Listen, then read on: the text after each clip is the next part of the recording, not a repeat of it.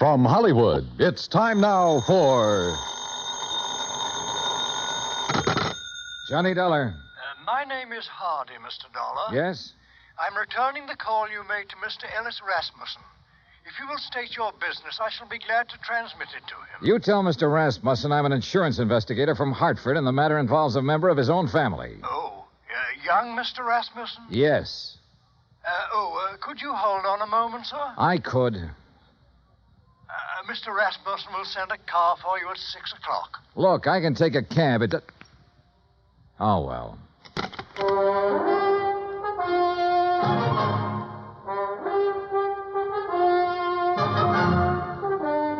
Bob Bailey in the exciting adventures of the man with the action-packed expense account. America's fabulous freelance insurance investigator. Yours truly, Johnny Dollar.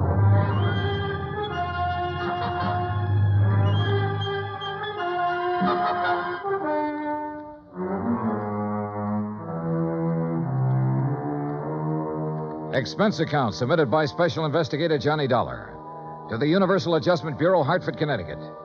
The following is an account of expenses incurred during my investigation of the Rasmussen matter. Expense account item 1, $204.35, airfare from Hartford to San Francisco to Los Angeles. Trying to compile the details of the Rasmussen case. I'd been on it 3 days when I was stonewalled in Los Angeles with a Holmby Hills address and the phone number of Ellis Rasmussen. At 6 o'clock, a liveried chauffeur in immaculate uniform stepped up to me at the desk. Mr. Dollar? Yes? My name is Stauffer, sir. I have Mr. Rasmussen's car outside. Well, gee whiz, Stauffer. Ain't it the truth, sir?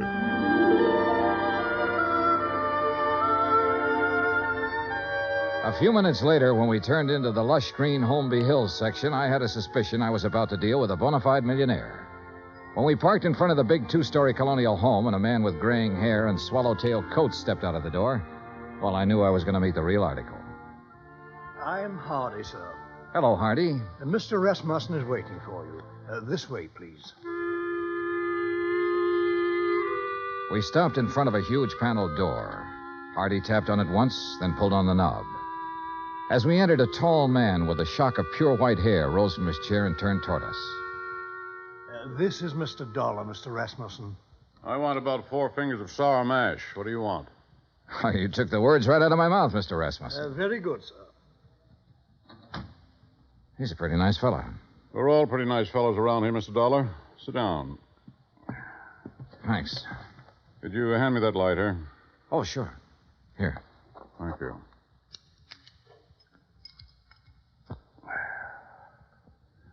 What are you doing in Los Angeles? Why, federal underwriters of Hartford wrote a blanket policy for all Imperial Rubber Company employees. Your son was an executive with Imperial when he was killed in Malaya last spring. Federal owes his widow $25,000. I don't know where she is, Mr. Dollar. I see. I doubt if you do. Let me put it this way. I never met the young lady. Fred married her one night in Elko, Nevada. 2 days later, they were on their way to Malaya. 6 months there, and the development station was raided by guerrillas one night. And I suddenly no longer have a son.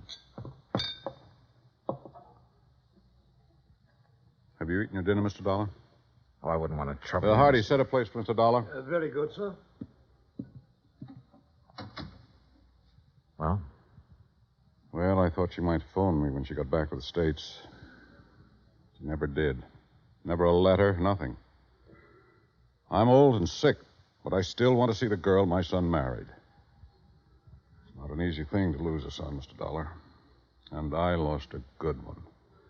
I lost the best son a man ever had. I'm sure you did, sir. To your son.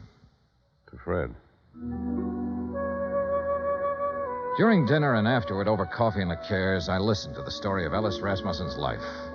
It came from the lips of an old man who was dying, but in whose eyes I could see reflected the memories of a brawling, bustling life that started in an Oklahoma oil field and moved to Alaska and Arabia and Africa. More and more during the talk, I began to know his lost son. For in everything the old man had to say about himself, I could sense an unmistakable reflection of his son. Finally, I thanked him and left. If I may say so, I do hope you'll call soon again, sir. Mr. Rasmussen enjoyed your visit very much. I haven't seen him so much like his old self since we received the terrible news of young Mr. Rasmussen's death. He must have been quite a man, Hardy. Young Fred Rasmussen. He was, sir. All of us miss him dreadfully. None of us ever met Mrs. Rasmussen, and we were most anxious to receive her, especially after young Mr. Fred's death. I imagine so. The car's all ready, Mr. Dollar. Good night, sir. Good night, Hardy. Fine night, Mr. Dollar. Yeah. Stoffer, Yes, sir? I didn't want to press the point with Mr. Rasmussen, but now maybe you can straighten me out. Did he approve of his son's marriage? Let's put it this way, Mr. Dollar. Mr. Rasmussen approved of Mr. Fred. And if Mr. Fred got himself married, then Mr. Rasmussen approved of the girl. Between them two, they had that kind of understanding. Real people. Expense account item 2, $1.98. Telegram to Personnel Division, Imperial Rubber Company, requesting a copy of all information they might have on Laura Olson Rasmussen. Item 3, $6. One long-distance phone call to the Universal agent working the case in San Francisco. Mrs. Rasmussen left the Malaya Peninsula by boat from a town called Cochette 3 days after the news of her husband's death. A week later, she booked plane passage in Hong Kong with Trans-Pacific Airlines. She changed planes in Honolulu. She cleared the Port Authority in San Francisco. From there on, we lost her. Get a list of all the passengers who were on that plane. Okay. Get someone checking the hotels in the Bay Area. She might have checked into one when she hit Frisco. Okay. Now listen, we're looking for a woman whose husband was brutally murdered about 2 weeks before she got back to the States. If she's anything like I think, she was probably about at the end of her rope. Now start asking questions at places where people like that go. Right. On Wednesday morning, I rented a car. That's item 4, $25, and made the rounds. First stop, Los Angeles Board of Education. By 4 o'clock in the afternoon, I had found 35 Laura Olsons who had attended public school in Los Angeles and were more or less in the proper age bracket. The next day, the folder arrived from Imperial Rubber Company. Among other things, it contained a passport picture and a complete description of Laura Olson Rasmussen. She was a blonde girl with a pouting, sultry kind of mouth and wide, dark eyes.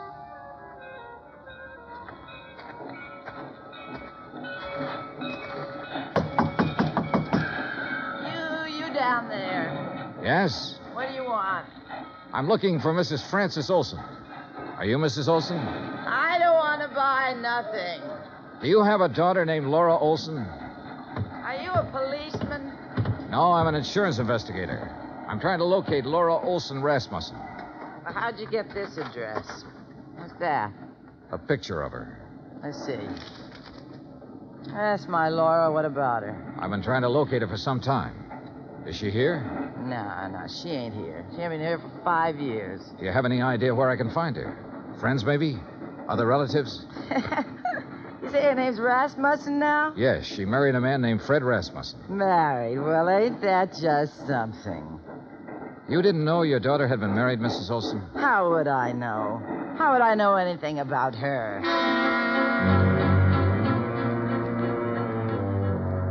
Saturday at noon, a registered letter arrived from the agent in San Francisco containing the list of passengers who had been on the plane with her. 3 of the names were in the Los Angeles area, including a Mr. Oberlin who lived in Pasadena. For sure I remember her. Real pretty. We sat together all the way from Honolulu. What's up? We're trying to locate her, Mr. Oberlin. Did she happen to mention her plans when she returned to the States? Plans? You know, what hotel she might be staying at in San Francisco? Or if she was going on to another city? No, not her. You say that very emphatically. Yeah, I guess I do. You didn't have to show me a picture. You know, a guy always prays he'll meet someone like her on a plane, you know what I mean? Yeah, live it up. Yesterday's gone, she said tomorrow ain't here, and the only thing we got is today. Yeah, we had a swell time. You're sure about this? We were pretty chummy, pal, if you want the truth of it. Mr. Oberlin, did she mention anything about being in Malaya before she boarded that plane? Then she didn't tell you that her husband had been killed a week before. Killed? How? He was murdered by guerrillas in Malaya.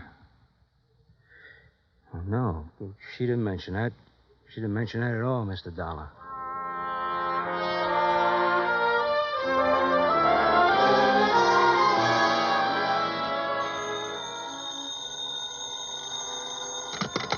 Johnny Dollar. This is Hardy, Mr. Dollar. How are you, Hardy? How's Mr. Rasmussen? He's not so well, sir. That's why I called. Could you possibly find time to visit him? Tonight? May I send a car right away? Is it serious? He's dying, sir.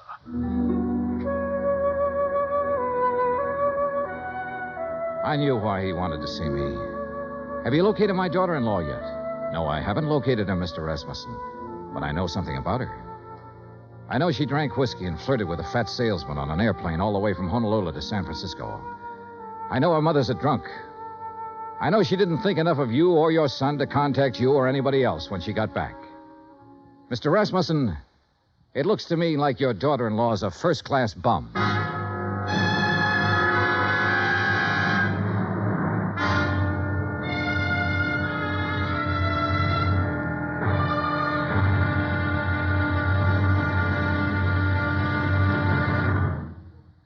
Act Two of yours truly, Johnny Dollar, in just a moment.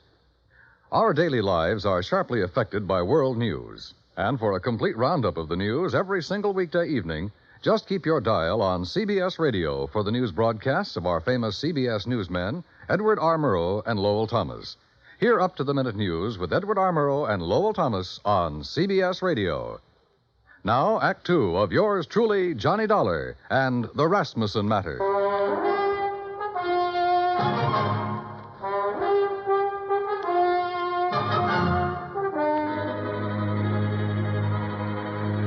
There was a black coupe with MD on the license parked in the driveway of the Rasmussen house when we pulled up. In the bedroom, a silvery-haired man in a black suit was sitting beside the bed that held Ellis Rasmussen. He was introduced as Dr. Butler. Then I shook the hand of Mr. Rasmussen.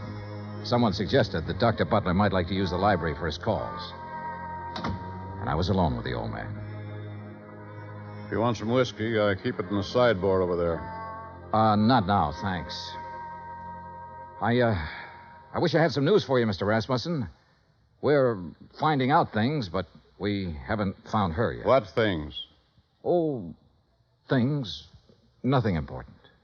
Dollar, if I judge you right, you know your business. And if you haven't found my daughter-in-law by now, you've certainly found out what kind of person she is. So tell me. I haven't met her. I don't know. You're being evasive. I don't work for you, Mr. Rasmussen. I'm an insurance investigator trying to locate a woman and pay off a claim. If I don't find her, the case will just have to sit, unless you or someone else concerned makes a report to missing persons. Then the cops can take over, and maybe they should right now. My son was a fine man. I can look back on all the years I had with him and be proud of every year and every day. He married a girl named Laura Olson.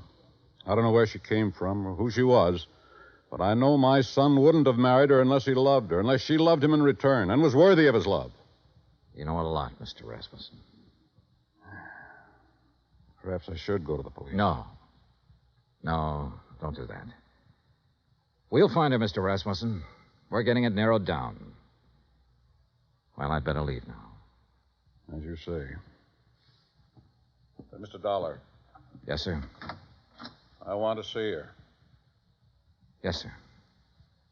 I'm sorry I talked to you the way I did.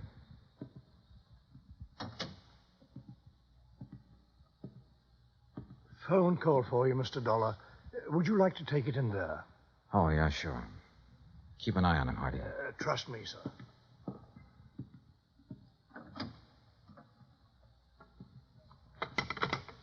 Johnny Dollar. This is Officer Daly, Los Angeles Police. Oh, yeah. You the insurance guy looking for a Laura Olson Rasmussen? Yeah, have you got anything? We got her. Huh? She's here with the rest of the girls in the drunk tank.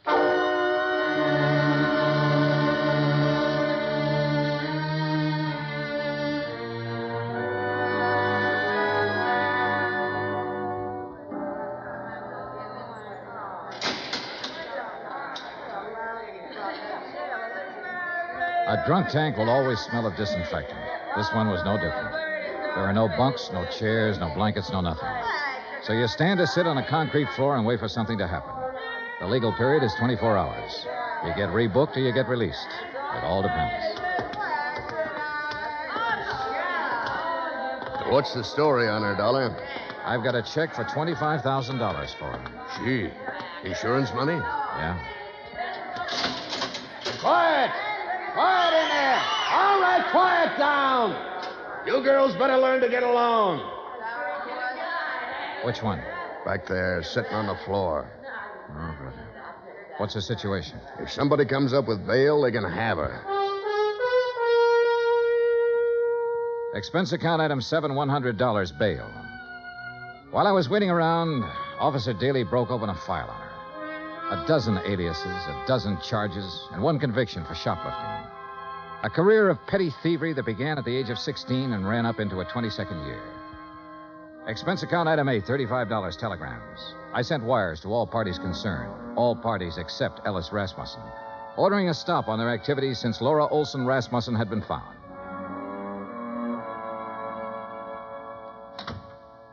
Over there. Who are you? My name's Johnny Dollar. Thanks for getting me out. Why? I did it for a friend. Friend. I didn't know I had any.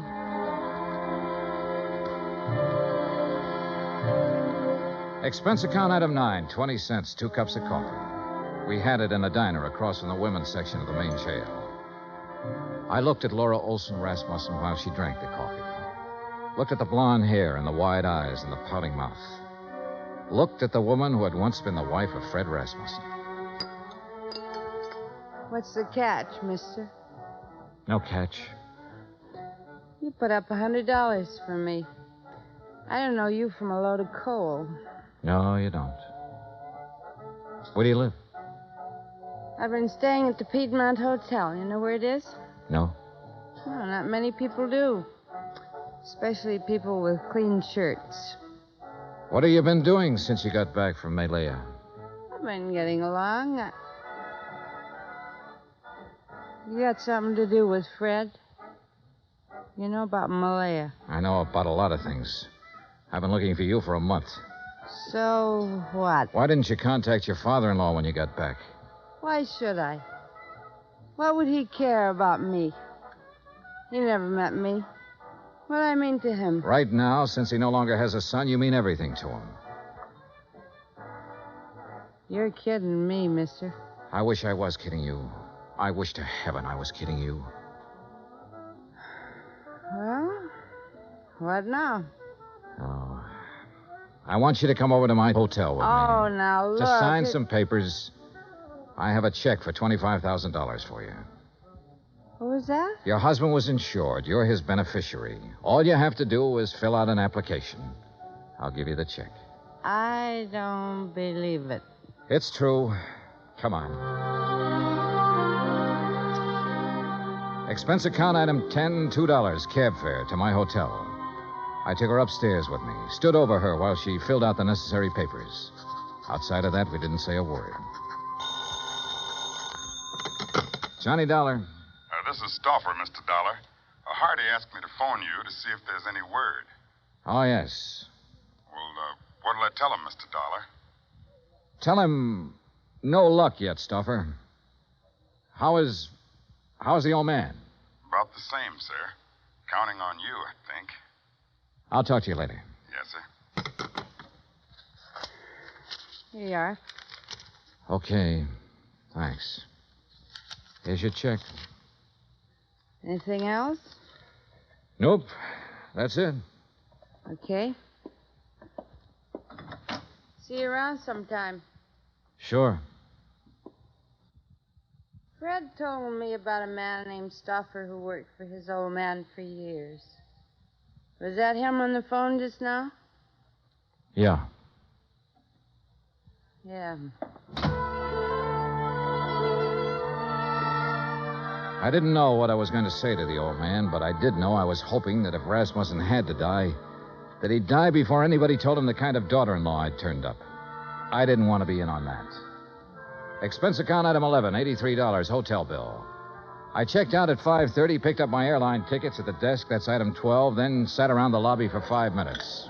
Item 13, 2 drinks for myself. Mr. Dollar, Yeah? Oh. I read in the paper that Ellis Rasmussen is dying. Is that true? That's true. Mind if I sit down? Suit yourself. What are you drinking? Nothing.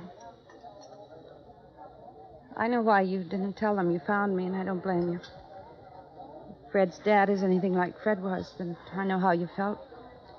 Finding me the way you did. Let's forget it, Mrs. Rasmussen, shall we? I'd like to meet Fred's father. So you want to meet him, huh? The human thing would have been to see him when you came back. But not a line, not a word. That old man in that house knows his son was really a man. And on that basis, he believes, without seeing you, that his son married a real woman. He had love and sympathy and help and devotion and all the things you don't seem to have any use for waiting for you in that house. Oh, never mind. I loved Fred. Loved him from the first minute I saw him.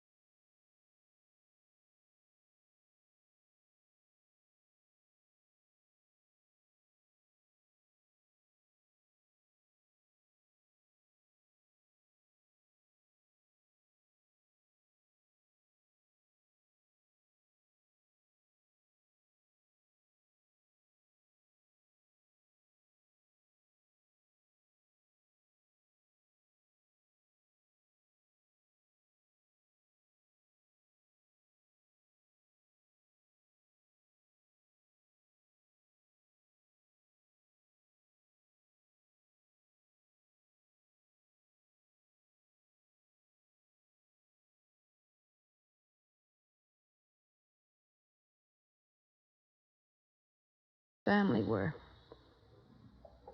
I didn't go in. Couldn't you see me, cheap, rotten, dirty little me? Couldn't you see me walking in there and saying, I'm me? Couldn't you see that mother of mine moving in? What would that have done to the old man? It would have crushed out his whole memory of Fred. But don't think, Mr. Dollar, I haven't got my memory, too. I didn't drink that away. I was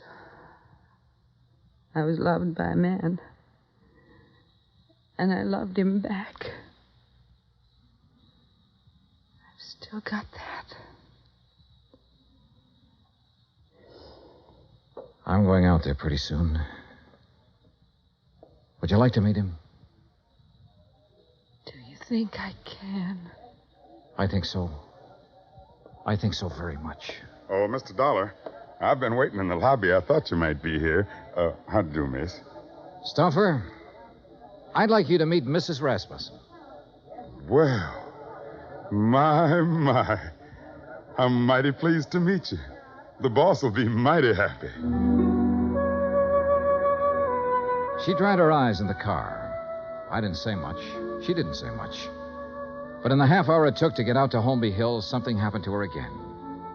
The something that must have happened when the big arm went around her shoulders the first time. Good evening. Mrs. Rasmussen, Hardy. How do you do, Mrs. Rasmussen? We're very happy to see you. Thank you, Hardy. Fred spoke of you often. That was kind of Fred. This way, please.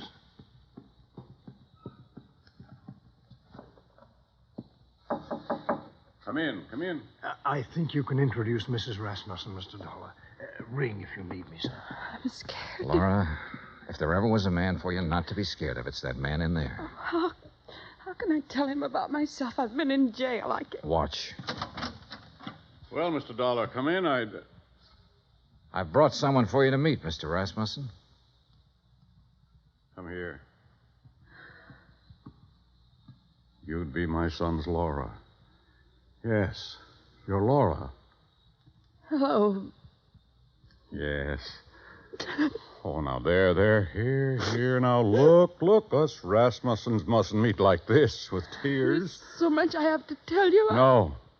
There's nothing you have to tell me. What? Let me put my arm around you. There. Now, feel it? Mm-hmm. You're my daughter. Do you understand that? Oh, yes. Then that's all the explanations we need between us. Yes. Hardy. Yes, Mr. Rasmussen? Bring Mrs. Rasmussen some brandy, I think. And I'll have some sour mash, Mr. Dollar. Sure. Make mine sour mash, too, Hardy. Very good, sir.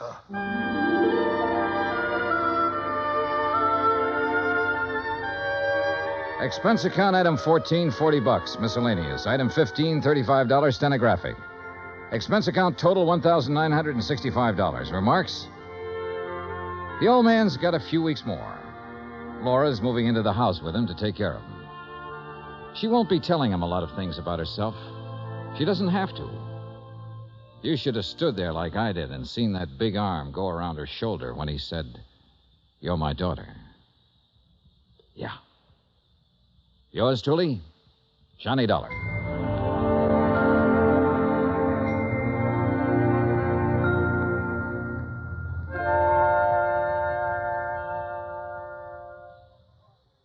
Our star will return in just a moment. Folks abroad want to know more about us Americans, how we live, how we eat, what we do in our leisure time. You know something? You can help promote international goodwill by corresponding with someone abroad. For the name of a correspondent, write to Letters Abroad, 45 East 65th Street, New York. That's Letters Abroad, 45 East 65th Street, New York. Stay tuned for 5 minutes of CBS News to be followed over most of these same stations by the FBI in Peace and War. Now, here is our star to tell you about next week's story. Next week, one cute, tiny little mouse, that's right, mouse, almost scares a big insurance company out of business. Join us, won't you? Yours truly, Johnny Dollar.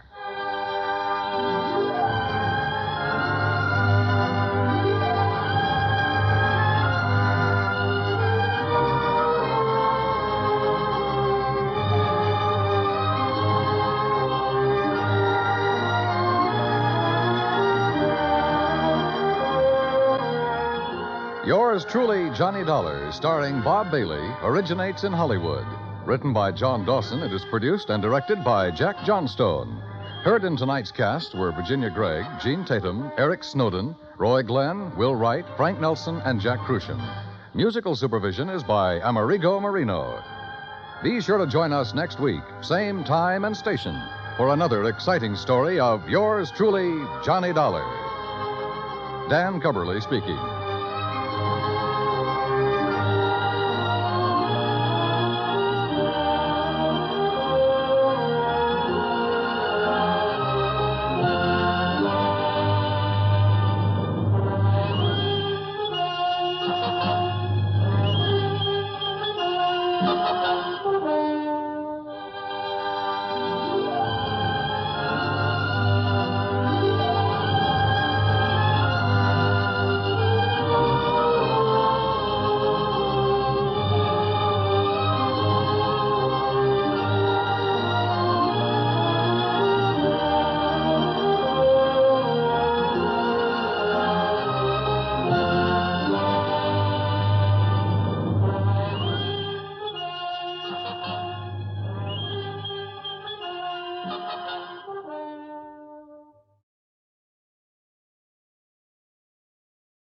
From Hollywood, it's time now for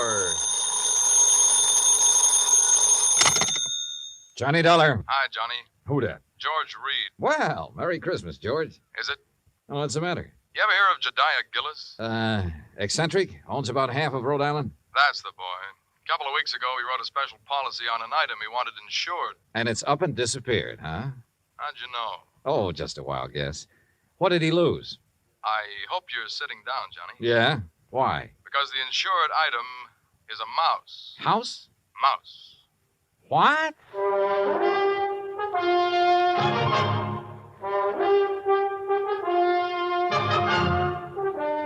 Bob Bailey in the exciting adventures of the man with the action-packed expense account.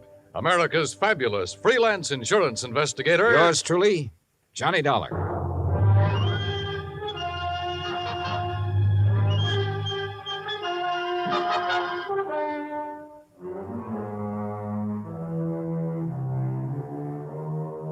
Expense account submitted by Special Investigator Johnny Dollar to Floyd's of England, American Branch Office, 443 North 15th Street, Hartford, Connecticut. The following is an account of expenses incurred during my investigation of the missing mouse matter. Expense account item 1, 85 cents. Taxi from my apartment to George Reed's office. He was on his feet waiting for me. His Ivy League suit looked as though it had been slept in, and he needed a shave. Close the door, Johnny. Yeah, sure. Johnny, I'm going to level with you. This thing has me going. Well, it serves you right. Anybody who'd insure a mouse deserves what he gets. Yeah, but it isn't an ordinary mouse, Johnny. No? Not according to Mr. Gillis's original application. Yeah, take a look. Item to be insured. One unusually talented grayish-brown mouse. Unusually talented? Like how? I don't know. What? I tried to find out, but Gillis wouldn't tell me. And still you issued the policy. You know our company, Johnny. We have a reputation for insuring almost anything, but we have to draw the line occasionally, and we would have here, except for one thing. What's that? And believe me, it better be good. It is. Gillis carries all of his insurance with us. Yeah, but even so. Just one of his several policies is a straight life for $350,000. Wow, king-size premiums, huh? Exactly. So when he called asking us to insure this fellow's mouse for a few weeks... Wait a minute. Gillis doesn't own it? No. Well, who does? It belongs to a friend of his, a man named Glazer. He's spending the holidays with Gillis. Gillis didn't want to be responsible if something happened to Glazer's mouse while he's there, so he asked us to write the policy. How much did you insure it for? All the company would allow, $5,000. Oh, now, George, you think I want to get all worked up over a lousy $5,000 loss? What kind of a commission can I possibly make on that? Look, give me a chance to finish, will you? All right, but only because it's Christmas. All right. Late last night, I received a call from Gillis. He wanted to know whom we considered the best investigator in this part of the country. When I told him, he told me about the mouse and insisted I send you up to help look for it. No, George, I'm sorry, but I'm going to pass. I've handled some screwy cases in my time, but this is... Please wait till I finish, will you? I told Gillis you wouldn't be interested. That's when he started putting on the squeeze. Squeeze? How do you mean? He said if I didn't get you, he'd cancel his policy. Oh, come on. You don't believe that, do you? I don't know what to believe. Gillis is a screwball of the first water. We've known that for a long time, and frankly, I'd rather not take a chance. Well, you've got to. Maybe not. I've received an okay from upstairs. On this one, you can write your own ticket. Well, why didn't you say so in the first place? You didn't give me a chance. Look, there's a train for Providence at 3:30. Here's Gillis's address. He wants you to stay with him. That'll cost more, Georgie. It figures. Merry Christmas, Johnny. Same to you, Santa Claus.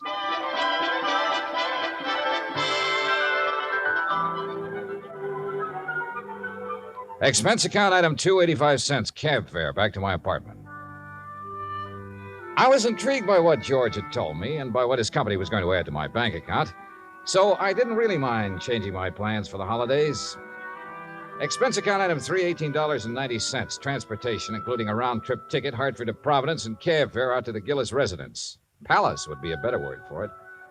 It stood in the middle of a large wooded park. Must have been half a dozen acres, all of it surrounded by an old-fashioned iron fence.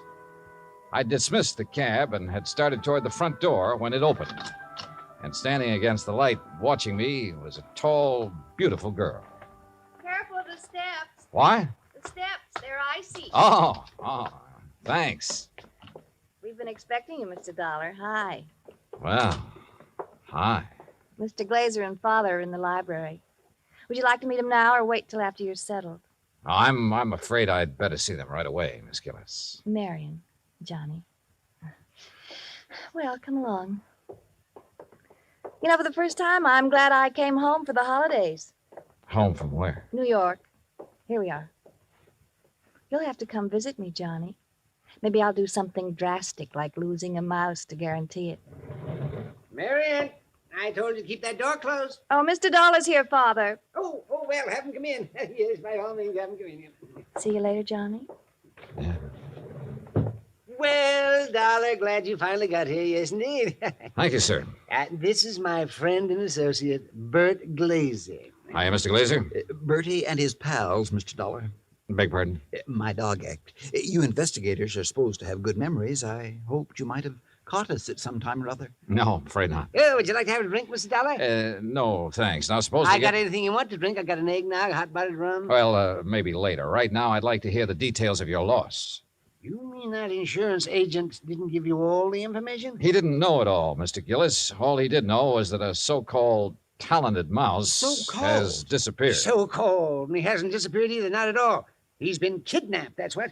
Kidnapped, yes, sir, and we know who did it, too. And why. We know why, too. And it's your job to get him back, Dollar. Oh, now, wait a minute. And I'm not going to pay 1 red cent for ransom. Not 1 cent. Not 1 cent. Okay. But what makes you so sure the mouse was kidnapped? Well, I'm afraid I can't tell you that without Bert's permission. Well, Mr. Glazer? Well, if we tell you, we must have your solemn promise you won't repeat it to anybody until Christmas Day. Well, I'm not sure I can do that. If you can't, we don't open our mouths. Right. Well? Okay. Till Christmas Day. Good. Dollar, suppose I told you Gulliver was worth at least $50,000. Gulliver? The missing mouse. Oh. You'd be surprised if I said he was worth that much? Depends. You claim he's talented. Does that have something to do with this valuation you put on him? Something. Oh, it has everything to do with it. Yes, sir. Well, what does Gulliver do that other mice can't? Nothing. But it's how he does it that counts. How he does what? Sings. What? Can't you hear the man, Miss Della? Can't you hear him? Gulliver sings. He carries a tune. You know. With the clarity of a clarion, the fervor of a female opera star, and the tone of a tenor. That's how we plan to bill him. I see. But he doesn't believe us. Oh, no, wait. I didn't say that. There's no need to. We can tell by your face. Can't we, Bert? But a mouse. Mr. Dollar, it is a scientific fact that mice sing. Mice sing? Well-known magazines have published articles proving it. Unfortunately, most of them sing in a scale too high for human hearing. But not Gulliver. Well, not Gulliver. Yeah, that's right. He's a basso. A basso? By mousy standards, that is. Oh, no. No, Bert, he still doesn't believe us. Very well, Jedediah, there is only one thing to do. There's only one thing to do. You follow us, Dollar. We'll erase the doubt in your mind forever. I took a good look at Bert Glazer, then reluctantly followed the two of them out of the library and down a long hall. At the moment, this thing had all the earmarks of a good old-fashioned con game. Or better still, a benefit on behalf of Bert Glazer with Josiah Gillis and Floyd's of England as the sole cash contributors. We wandered for what seemed like blocks through the old mansion and finally reached a large playroom. On top of one of the billiard tables was a small brass cage. In it were 2 small grayish-brown mice. Glazer opened the cage and let them out. Mr. Dollar, allow me to present Hecuba and Esmeralda. Oh, how do you do? I suppose they sing, too. Oh, they certainly do. But not nearly as well as Gulliver. Just don't have the instrument, you know.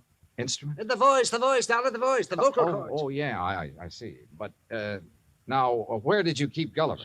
In here with the others. Bert didn't want to separate them. That's right. I originally started to make the 3 of them into a singing, trio, like the Andrews sisters.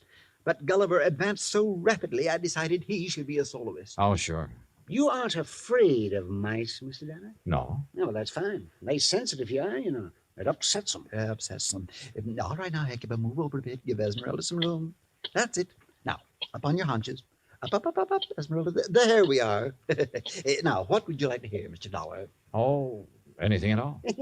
Oh, Bert, how about my favorite, Over the Waves. Good.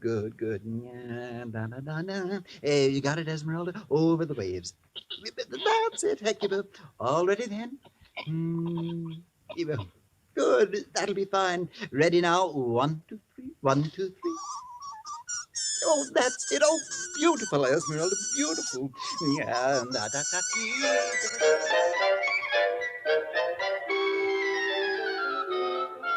Well, I won't say I was convinced, but I won't say I wasn't.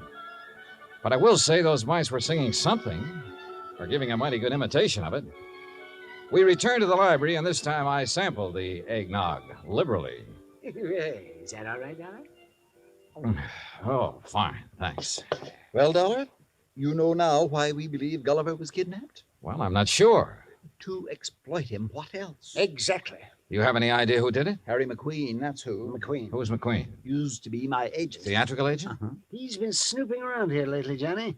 We figure he's gotten wind of our mice. Well, what do you mean by snooping around, Mr. Gillis? Oh, you know, he's been out here twice this week wanting to see me. Had to kick him out of here yesterday morning. How'd he get in? Well, my daughter answered the door. Yes, She didn't know McQueen from Adam. So when he asked for me, she figured he belonged in here, rehearsing the show with the rest of us. Rehearsing what show, Mr. Gillis? What show? What, the show for the Children's Hospital.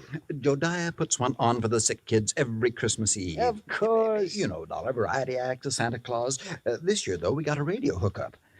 Go all over the state. And Gulliver, well, he was going to headline. And that's why I sent for you, Dollar. I figured you can get him back by tomorrow afternoon if anybody can. How long was McQueen in here before you noticed him? Long enough to lift Gulliver. This was our dress rehearsal, Dollar. We'd asked some of the kids from around the neighborhood in to watch, so it was pretty crowded. Where were the mice during the rehearsal? Well, that's where I made my mistake. What do you mean? We were keeping them a secret till the real show. Well, where were they? In their cage, over there on the mantel. Now, we were using this part of the room for the stage, so McQueen could have just reached in and taken Gulliver without us seeing him. Now, what makes you so sure McQueen did it? We told you. Besides, who else would want him? Who else? And it was right after I kicked him out of here that I discovered Gulliver was missing. What'd you do then? I called off the rehearsal and started searching for him. McQueen? Big Gulliver. And I put in a telephone call to the Providence house where McQueen was staying. Did you talk to him? Nope. They said he checked out. After questioning them for a while, I finally had a nightcap with Jediah, then went to the phone in the hall and made some calls, including one to George Reed. Well, how's it going, Johnny? It's not. That's why I'm calling. Look, they think a theatrical agent named Harry McQueen stole the mouse. He has offices in Boston and New York. I placed a person-to-person call to both offices, but with tomorrow Christmas Eve, he might not get the message. So, what do you want me to do? Find out his home number. Ask him to call me here. Okay. Anything else? Hello? Johnny? Johnny, you there? Yeah. And so is a cat. What? A big yellow cat. What's so unusual about that? Oh, nothing. Except he's got a grayish-brown mouse between his two front paws.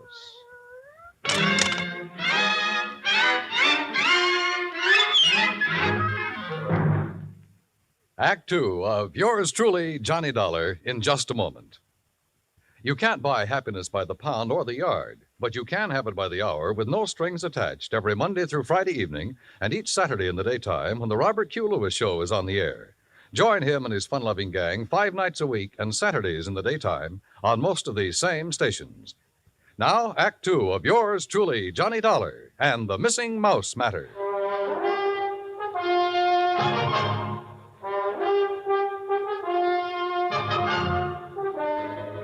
I was standing in the hall of Jediah Gillis's home looking at a big yellow cat that had a mouse between its two front paws. As far as I was concerned, a mouse is a mouse, and this one could be Gulliver. I cut short my phone conversation with George Reed, then started toward the cat. Here, kitty. Here, kitty, kitty. Nice, kitty. Pretty kitty. Here, kitty. Mama, where are you? Here, kitty, kitty. That's a good kitty. Now, kitty, let me have the little mouse. Mama, you naughty cat. Where? Oh, This cannibal belonged to you, Marion? yes, I promised Father I'd... What do you mean, cannibal? Take a look. Oh, no. Oh, yes. And he's very, very dead. Oh, you don't think it's Gulliver, do you? Well, Mr. Glazer will have to identify him. And if he is, well, that's that. Oh, no, Johnny. What do you mean? Oh, Johnny, please, you don't have to tell him, do you? Well, sure. If it's Gulliver, this thing's cleared up. If it's not, your Rama gets a reward for being a good mouser. Oh, Johnny, please. Dad almost had a fit when I arrived here with Rama. He made me promise to keep him in my room. This the only time he's been out? Well, no. Oh. He was out for a little while yesterday while they were rehearsing. I didn't notice he was gone till after lunch. Then the corpse could be Gulliver's. Oh, Johnny, if it is, there's nothing we can do about it now. And if you tell my father, besides making him angry, it'll break his heart. All right. I won't say anything until tomorrow night. Oh, thanks, Johnny. Night. Good night.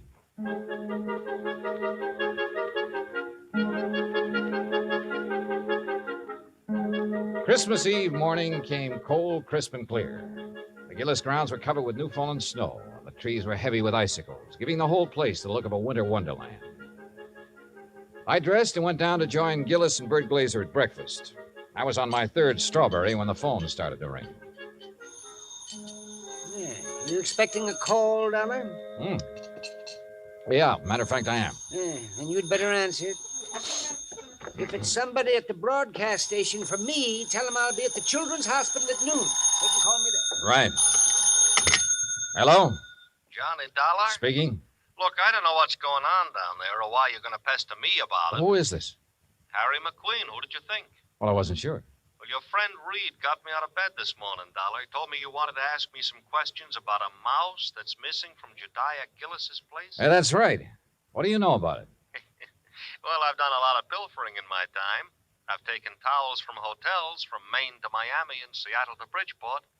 But I never had to stoop so low as to steal a mouse from any hotel, garbage dump, trap, or field. Do I make myself clear? Perfectly. Except for one thing. Yeah? This particular mouse was a performer. Was a what? He was trained, did tricks. Still doesn't interest me.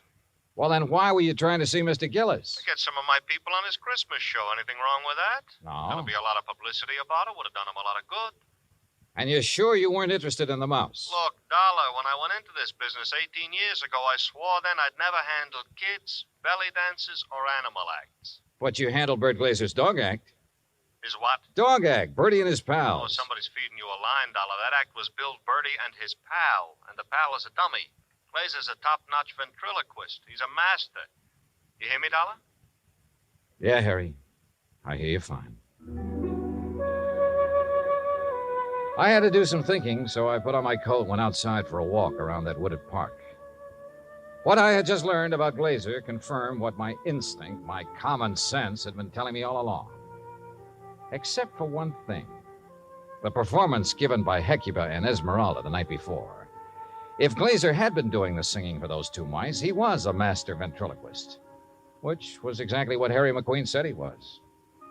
I'd started back toward the house, wondering if I should get Jediah aside now and tell him or wait until after the show when something soft and cold hit me on the back of the head. Hey! Sorry, Johnny, I couldn't resist such a serious target. Anything new? Well, if you mean have I found Gulliver, the singing mouse, no. Dad told me to tell you if Gulliver does turn up before 1:15, rush him over to the hospital. Yeah, sure. But I think that's extremely unlikely. You think Rama got him, don't you? If he did, he got a very ordinary mouse. He didn't get one that sings. I'm afraid I lost you. Doesn't matter. Oh, now I wonder what he wants. Who? That boy on the porch. Oh, well, if this was Hartford, I'd say he was the paper boy coming around to collect.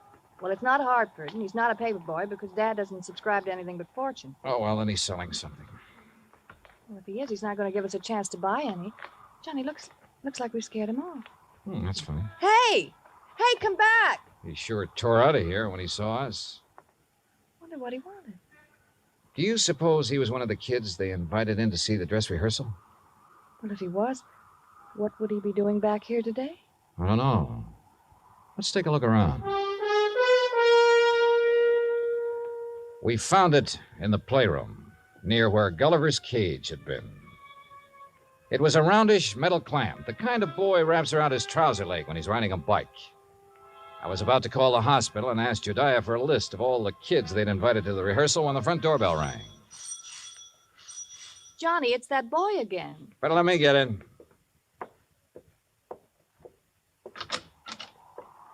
Hi. Hi. I was over to see the show the other day. Oh? Yeah. You see it? No, I wasn't here then. Oh. Jeez, sure is calling. Yeah, sure is. Oh, why don't you come in and get warm? Oh, no, that's okay. No, come on. Nobody's here. No? Okay. Yeah, sure, come on. I don't want to bother nobody, you know. I was just riding by, and I thought I'd stop and tell old man Gillis what a swell show they put on. You really liked it, huh? Yeah. All except for that Santa Claus. Oh? What was wrong with him? Nothing. Just that, well, who believes in all that smushy kid stuff? Kids, I guess. How old are you, Bobby Neves. How old are you, Bobby? Almost 11. Well, being that old, I can understand why you weren't impressed with the Santa Claus. All that other stuff, too. You know, like giving presents and singing those hymns and junk like that. You gotta cut it out when you start growing up. You sure do, boy. Yeah. You know, you and my mom, you get along just fine. Oh? Yeah. She feels about Christmas. She feels about Christmas just like you and me do. All right. Yeah. Boy, this log fire sure makes your eyes smart, don't it? Yeah, it sure does. Where do you live, Bobby? Crosstown, Scully Avenue. Well, how'd you happen to be over here the other day? Well, I was riding my bike when I saw this dog. Well, gee, he was... Anyhow, when I tried to catch him, he ran from me. I followed the silly mutt clear over here. You ever catch him? No. I was about to when this man hollered and asked me if I wanted to see a free show. So I came in. I see. Well, you must like dogs a lot, huh? Sure. You got one? Used to have one when my pop was with us, but we can't have no pets where we're living now. Oh, that's rough. Yeah. You know that poem? Which one? You know, about all through the house not a creature was stirring, not even a mouse? Yeah? Well, that fits our place. Especially now. How do you mean? Well, I didn't think he'd miss it, you know. Man with a house as big as this one and all. So when I saw this cute little fella up in that cage, well, I didn't really mean to take him on hold with me, but when he got under my sweater and was real quiet, like he liked me, well, you know what I mean. Yeah, Bobby. I know. But I got to thinking and decided to bring him back. So would you give him to the old man, to Mr. Gillis for me, please? No, I think you'd better do that yourself. Oh, no, please. He might be awful mad at me by now. No, Bobby. In fact, you're going to get a reward. Yeah? Word of honor. Now, what do you say we go down where Mr. Gillis is putting on that Christmas show and see it? Okay? Oh, sure. Bobby, Yeah? did you notice anything unusual about this mouse? Yeah, I sure did. What was it? He got some white on his right hind foot.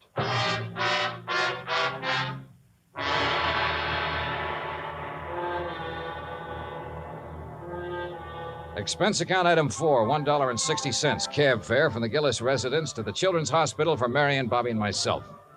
Inside, we followed the sound of children laughing and reached the auditorium.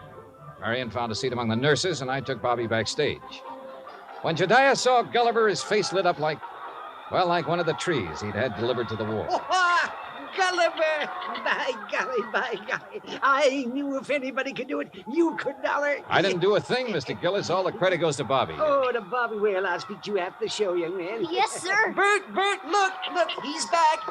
So glad to go, my stout Gulliver. Oh, I do declare I have never been so glad to see a person before. You better hurry, Bert. He's scheduled to go on in just a minute. Oh, he will. Well, I'll go check on the microphone when everything be just so. Don't go away, Dollar. No, he won't. Bobby, why don't you sit over there where you can see the stage? Yes, sir. Bert, you think Gulliver will sing today? I know he will. Oh, get ready, Gulliver. But that boy had Gulliver all day and all night, and he didn't sing once. Did the boy ask him to? Ladies and gentlemen, boys and girls, for the first time in the world, one of the wonders of the world, Gulliver, the Singing Mouse. Hey, Mr. Dollar? Can that mouse really sing? That is what we're going to find out, Bobby. Exciting, isn't it, Dollar? Sure is, Mr. Gillis. All right, thank you, folks. Thank you. Thank you. And now for Gulliver's first number, he'd like to sing with... what's that, Gulliver? I see. Uh-huh. He's going to sing Jingle Bells. But he wants me to get off stage so everybody will know it's really him doing it and not me. Thank you. Is he all right, Bert? Oh, fine, fine. Just feeling his out. Well, why doesn't he start? He's going to. Listen.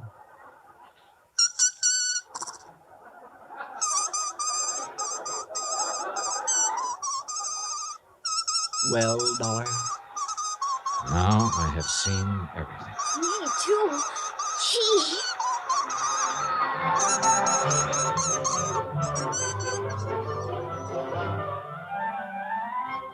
Bert Glazer had a logical answer for having lied about his old vaudeville act.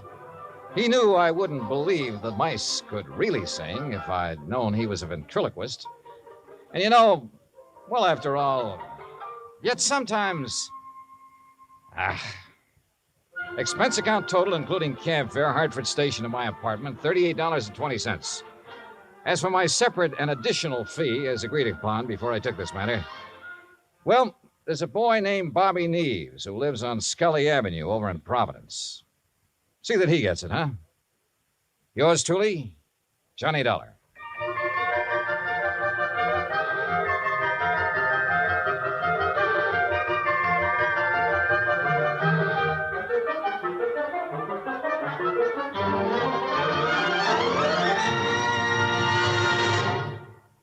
Our star will tell you about next week's story in just a moment. Meantime... Hey, Dan, I'll make a deal with you. Oh? Let me have the mic for a second, then you can tell them about next week's story. By all means, be my guest. All right. I just don't want to pass up a chance to do two things. First, well, Pam and Eric and Fran, Mr. and Mrs. Froelich, Helen, Will, Scotty, all the rest of you nice people who've written in to tell us how much you like the program. Thanks. I really appreciate hearing from you, and believe me, I'll answer your letters just as quickly as I can. Second, well, I'm sure you know what this is, and I want you to know it comes from the heart. Merry Christmas to you. God bless you. Now, next week. Next week, the case of a prize fighter who could win only by losing, because his life depended on it. Right. Join us, won't you? Yours truly, Johnny Dollar. Yours truly, Johnny Dollar, starring Bob Bailey, originates in Hollywood. It is written by Charles B. Smith and produced and directed by Jack Johnstone. Heard in our cast were Mary Jane Croft, Howard McNear, Parley Bear, G. Stanley Jones, Bill James, Lawrence Dobkin, and Richard Beals. Musical supervision is by Amerigo Marino. Be sure to join us next week, same time and station, for another exciting story of yours truly, Johnny Dollar. Dan Cubberly speaking.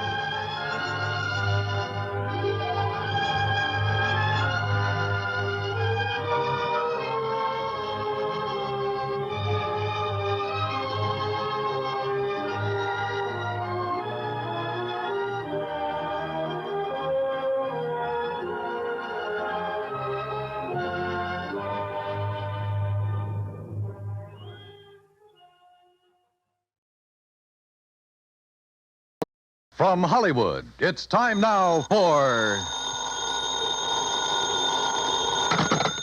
Johnny Dollar. Paul Kendrick, Johnny, over at Eastern Allied Casualty, remember? Oh, sure, Paul. How are you? Seen any good fights lately? Prize fights, that is? Yeah, the championship bout at the stadium over in Mulville last week. Were you there? No, I had to miss it.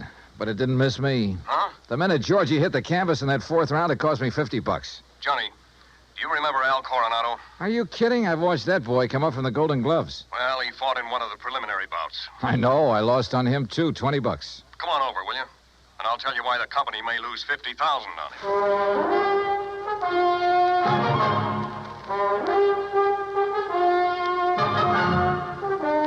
it. Bob Bailey in the exciting adventures of the man with the action-packed expense account. America's fabulous freelance insurance investigator. Yours truly, Johnny Dollar.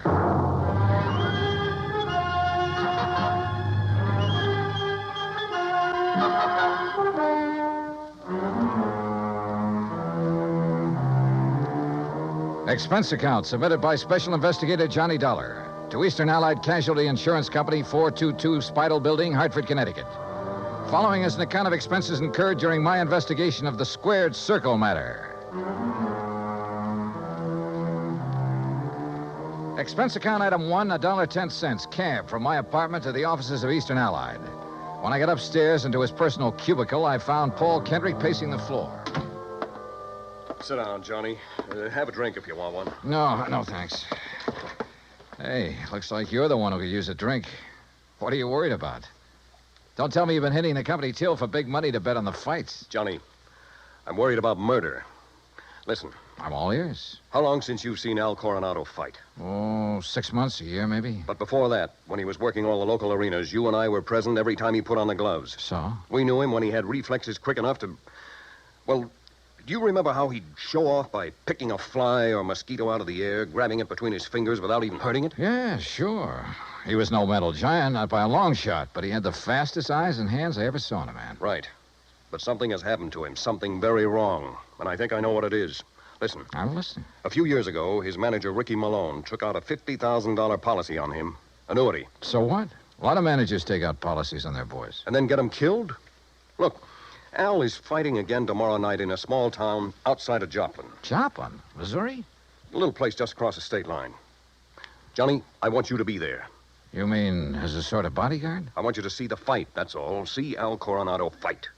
Yeah, but this murder correct. I'm having a copy of the policy made, and you can pick it up at the Joplin post office. General delivery. Now, Paul... I know. I may be all wrong. This may only be a hunch, without a single legitimate reason for suspicion. That's why I took a whole week to think it over before calling you. That's why I want somebody who knows Al as well as you and I do to... Look, will you go down there and see him? Well, We'll pay the freight. Pad your expense account, anything you like. Oh, now that's an attractive But do offer. it, Johnny. Will you?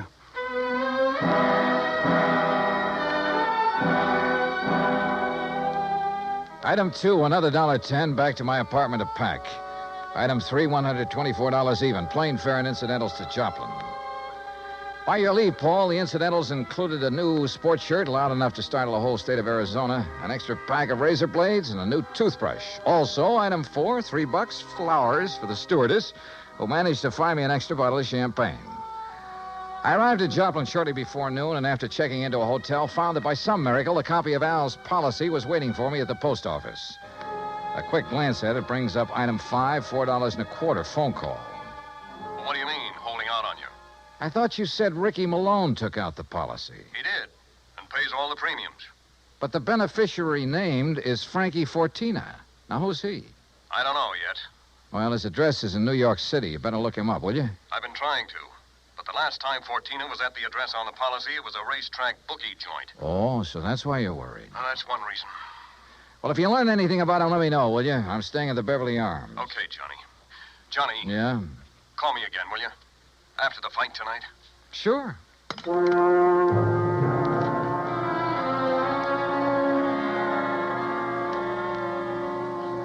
I was tired, so I had a big lunch. That's item 6. Went up to my room and slept. I overslept. It was nearly 9 o'clock when I woke up, so I grabbed a cab. That's item 7, and went out to the arena in the nearby town of Mount Elba.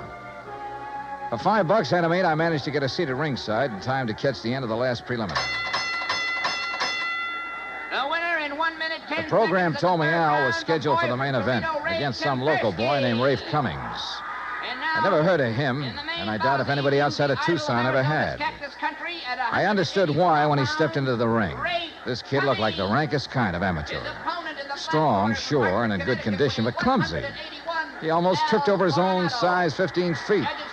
And it was no act to fool an opponent either. Al, when he came in, looked as good as ever. He gave me a quick glance of recognition, though I'm sure he knew nothing about me except possibly my name. At the opening bell, he came out fast. All the old speed and timing were there. Faint weave and flick out that light, but punishing left. Same old pattern, same old... Oh, wait a minute.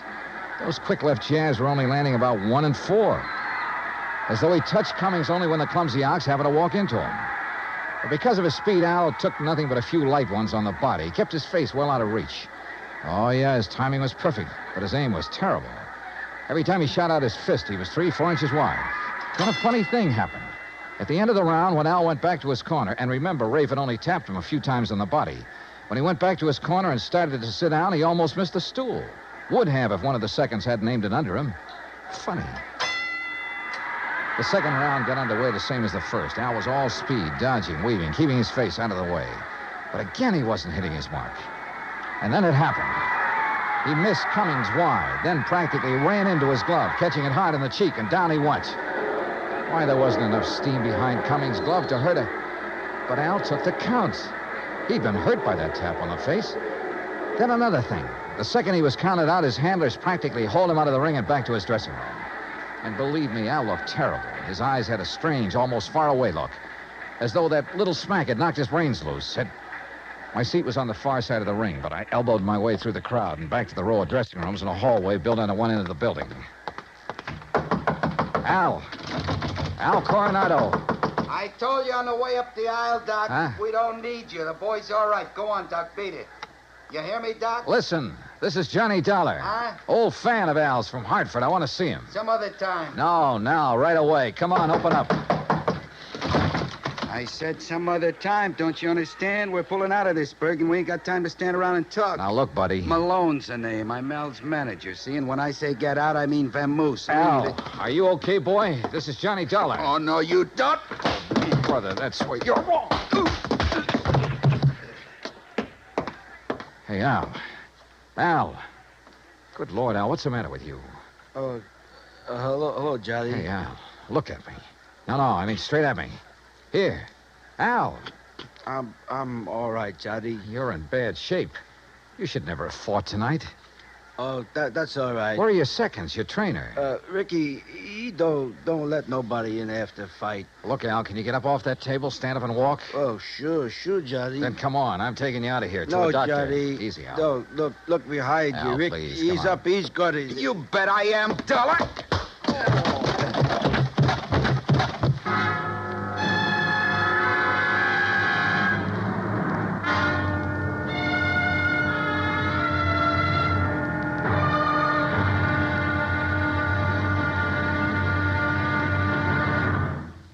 Act Two of yours truly, Johnny Dollar, in just a moment.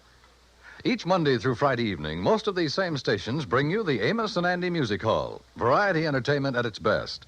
For top songs, informal visits with top stars, and for a never-ending supply of fun. Turn your home into the Amos and Andy Music Hall 5 nights a week. Now, Act Two of yours truly, Johnny Dollar, and the Squared Circle Matter.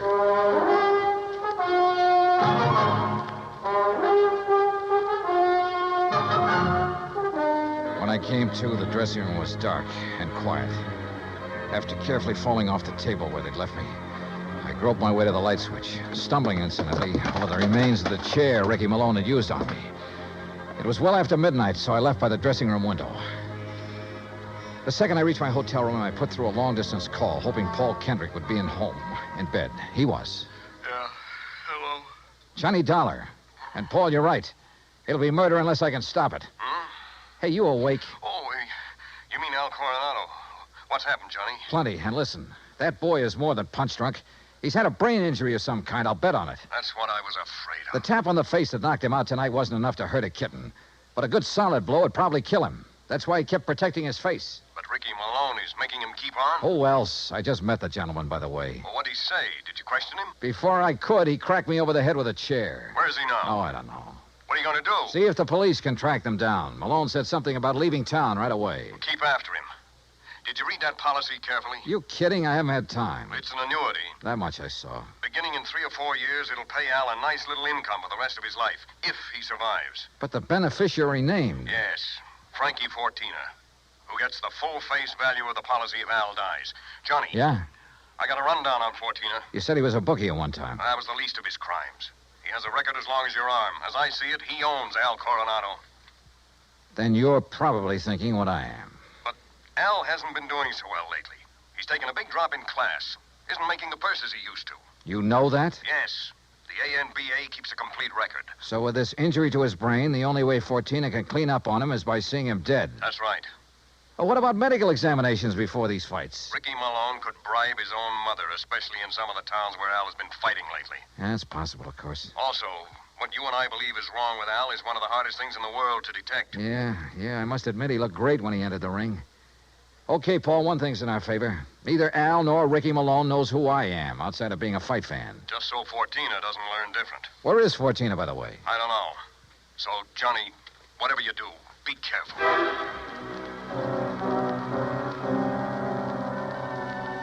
Expense account item 9370 for a couple of phone calls, some breakfast, and a taxi to police headquarters.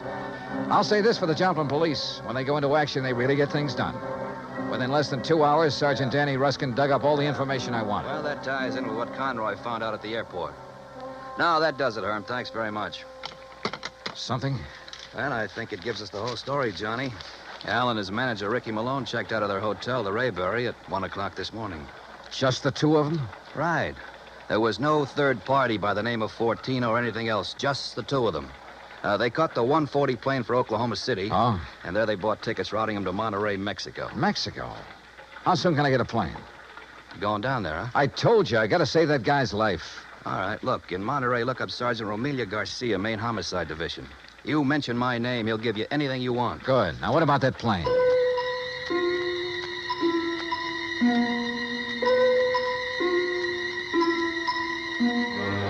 The deal on plane connections turned out to be bad.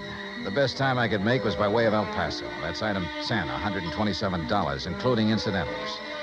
I finally pulled into Monterey shortly after 8 p.m. I parked my bag at the airport, taxied into town, item 11, and went straight to main headquarters of the Policia. Sergeant Romelio Garcia was off duty. He'd gone to the fights. Item 12, $4 American for a fast taxi ride to the Plaza del Fisticuffs, or whatever they call it. There, for item 13, $5, I had the sergeant paged over the PA system. After 2 or 3 minutes, a short, stocky, important-looking figure in police uniform strode up to the door. Senor Johnny Dollar? Yeah, that's right, Sergeant. How are you? You Americanos. Now, what is so important I must leave the excellent fights to talk with you, huh? The possible murder of an American fighter right here in your own ring. So what is that to be excited about? Something that happens all the time. It's because the Mexican fight is more better than the Americano fight. So if that is all that is bothering Incidentally, you... Sergeant Danny Ruskin of the Joplin Police. Sergeant Danny. Why do you not say so at the beginning? Well, you didn't give me much of a chance. How is it, my good friend, Sergeant Danny? Pues it's too long I have seen here. Yeah, well, look... Excellent man, Sergeant Danny. When I have trouble with one of our Mexican nationals who escape across the border and go all the way to Missouri, Joplin, it's Sergeant Danny who... But you have a problem, huh? Yeah. A fighter named of Al Coronado. Coronado. Oh, but of course, tomorrow night he is fighting here, and he will lose. Why do you say that? Come, look. Here on the, what you call, a billboard, a picture of the man he is to fight. So, El Toro Negro. That sounds more like the name of a bull than a... Holy... See, big man, is he not? Is this picture real? 240 pounds, senor. But Al Coronado only weighs in at 181. See? El Toro, big man. And Senor Dollar, he is a killer. Our best. 3 men he's knocked out of the ring. But nobody hurts him, so no wonder you worried. Sergeant, unless you and I can stop it, that won't be a fight tomorrow night. It'll be a premeditated, cold-blooded killing. Oh? How so?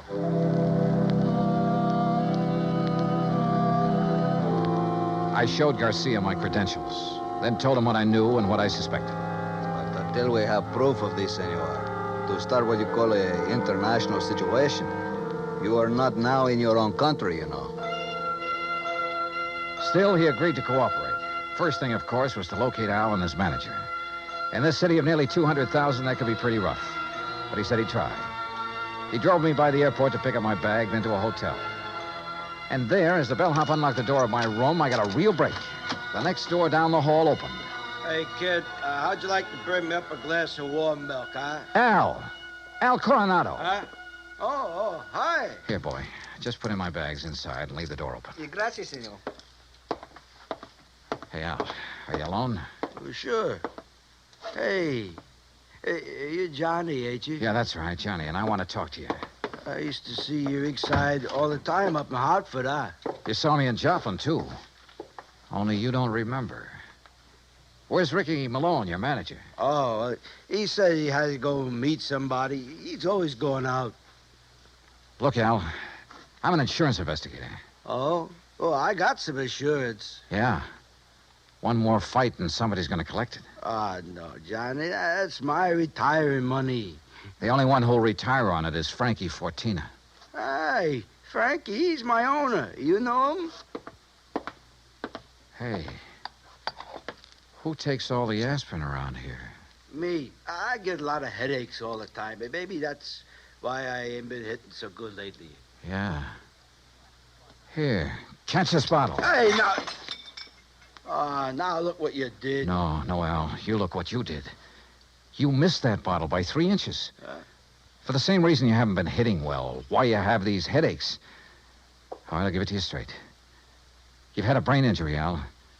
One good wallop on that head will kill you. And that's just what Ricky and Fortina want. No. Ricky always says to keep my head protected, so you must be wrong. Am I? Well, Ricky's good to me. Why, you numbskull, he's trying to get you killed. Johnny, you're all wrong. You know the man you're up against tomorrow night? Well, I know his name. Well, he's the one scheduled to finish you off. Johnny, I don't believe that. Al, listen, you gotta believe it. Now, where's the telephone? Here.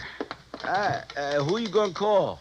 Hello, this is an emergency. Get me Sergeant Romilio Garcia at Central Police Headquarters. Cops? That's right, Al, and a doctor. No, look, Ricky says to stay away from doctors. All they do do is stop you from ever fighting again.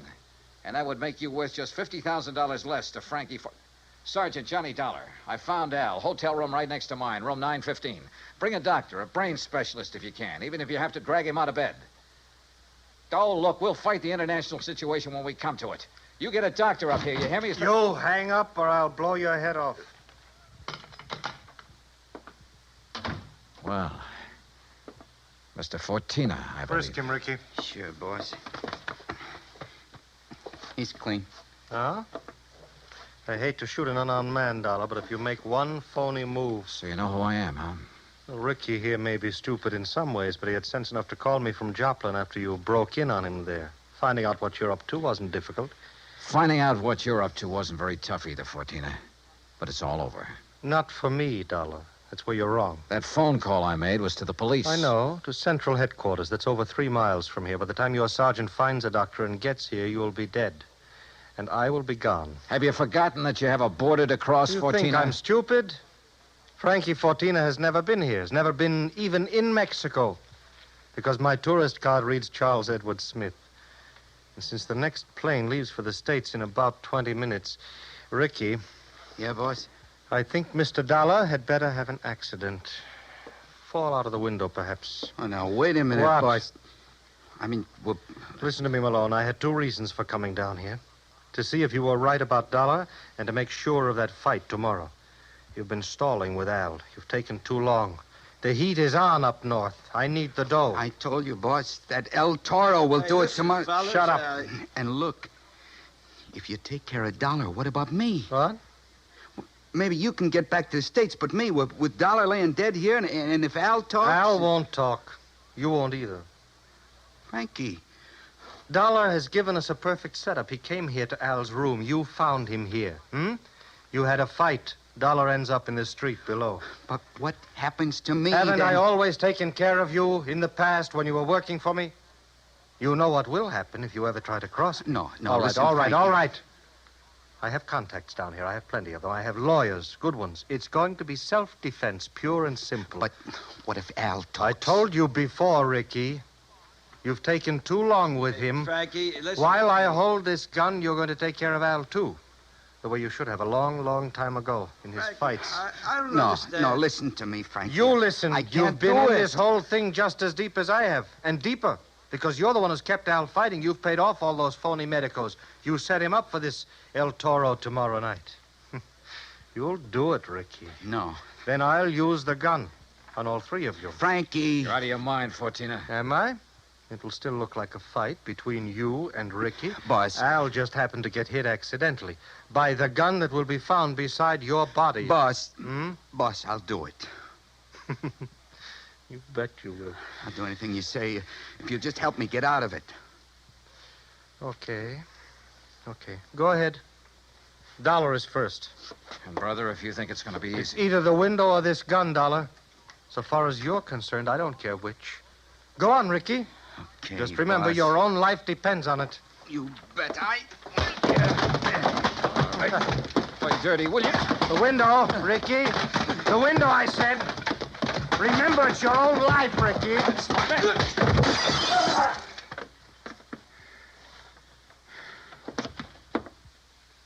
All right, Fortina.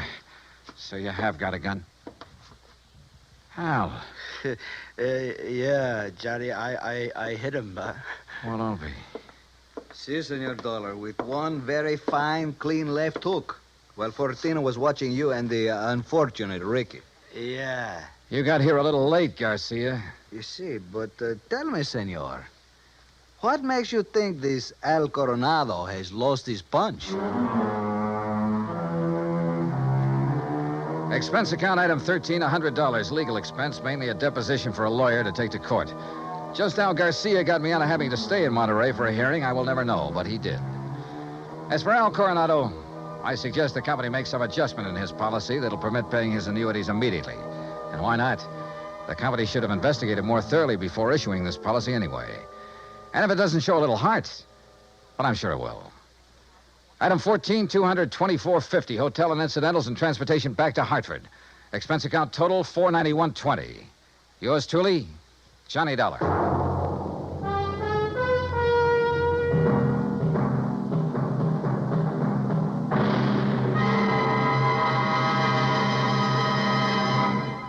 Now, here is our star to tell you about next week's story. Next week, a fast trip to the West Coast to an impossible case involving an impossible man. Join us, won't you? Yours truly, Johnny Dollar. Yours truly, Johnny Dollar, starring Bob Bailey, originates in Hollywood. It is produced and directed by Jack Johnstone, who also wrote tonight's story. Heard in our cast were Harry Bartell, Herb Ellis, Victor Perrin, Jack Crucian, Les Tremaine, and Lawrence Dobkin. Musical supervision is by Amerigo Marino. Be sure to join us next week, same time and station, for another exciting story of yours truly, Johnny Dollar. Stay tuned for 5 minutes of CBS News, to be followed over most of these same stations by the FBI in Peace and War. Dan Cubberly speaking.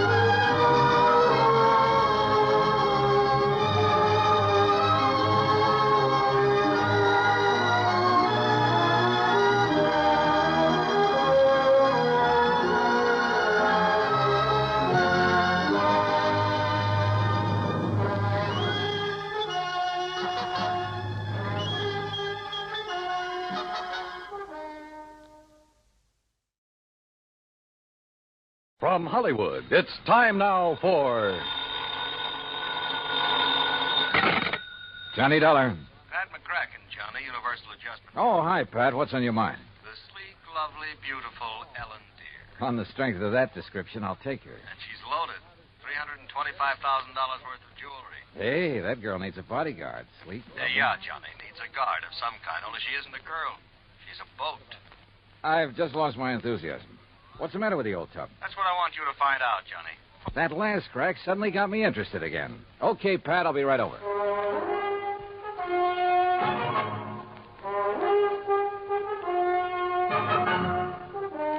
Bob Bailey in the exciting adventures of the man with the action-packed expense account. America's fabulous freelance insurance investigator. Yours truly, Johnny Dollar.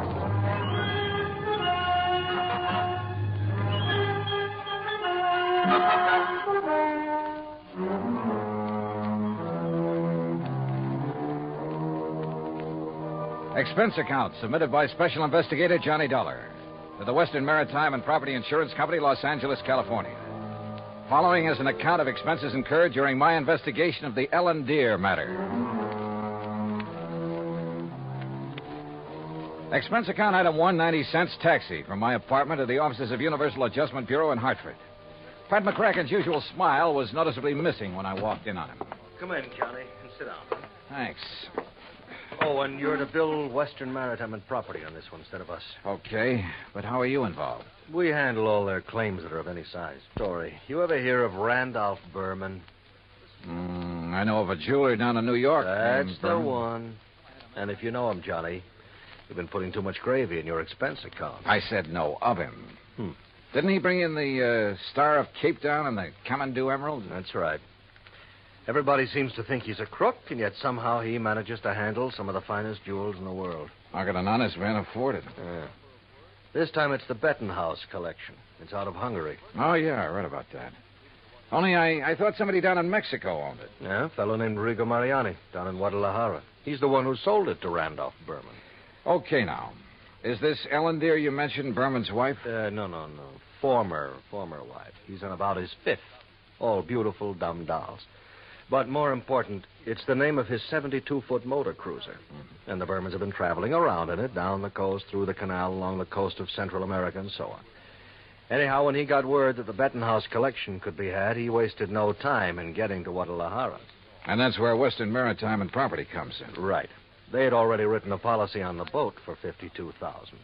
Their main office in Los Angeles was close at hand, so he had them write the policy on the jewels. Is that where Berman is now, in Los Angeles? Oh, no. He's still in Mexico. Didn't want to move with those priceless rocks until he was certain of the insurance. And before Western would write it, of course, they wanted the collection appraised. Naturally. But who in Mexico? Jacques Jean-Pierre, the famous gemologist, was right there in Guadalajara, to look over the collection himself. So he made the appraisal. The policy has been issued. $325,000. I still don't see anything wrong with the whole deal, Pat. Well, there isn't anything wrong with it yet. But in spite of Berman's standing in the profession, his reputation, it isn't everything it might be. Yeah, come to think of it, wasn't there a killing or two involved in this acquisition of the Star of Cape Town? There have been several things like that. He's been involved in attempts to smuggle in some valuable pieces. He always managed somehow to come out smelling like a rose. Legally, perfectly clean, you understand? But you still don't trust him? Oh, no. And with his planning to carry that load of stuff around in his yacht. Yeah, I see what you mean. If anything happened to those rocks or the boat, over $300,000 right out the window.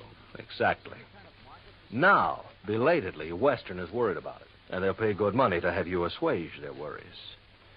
You have a Mexican tourist card? Sure, from my last fishing trip down there. Then I think you better go down and guard that collection until Berman gets it safely up into the States.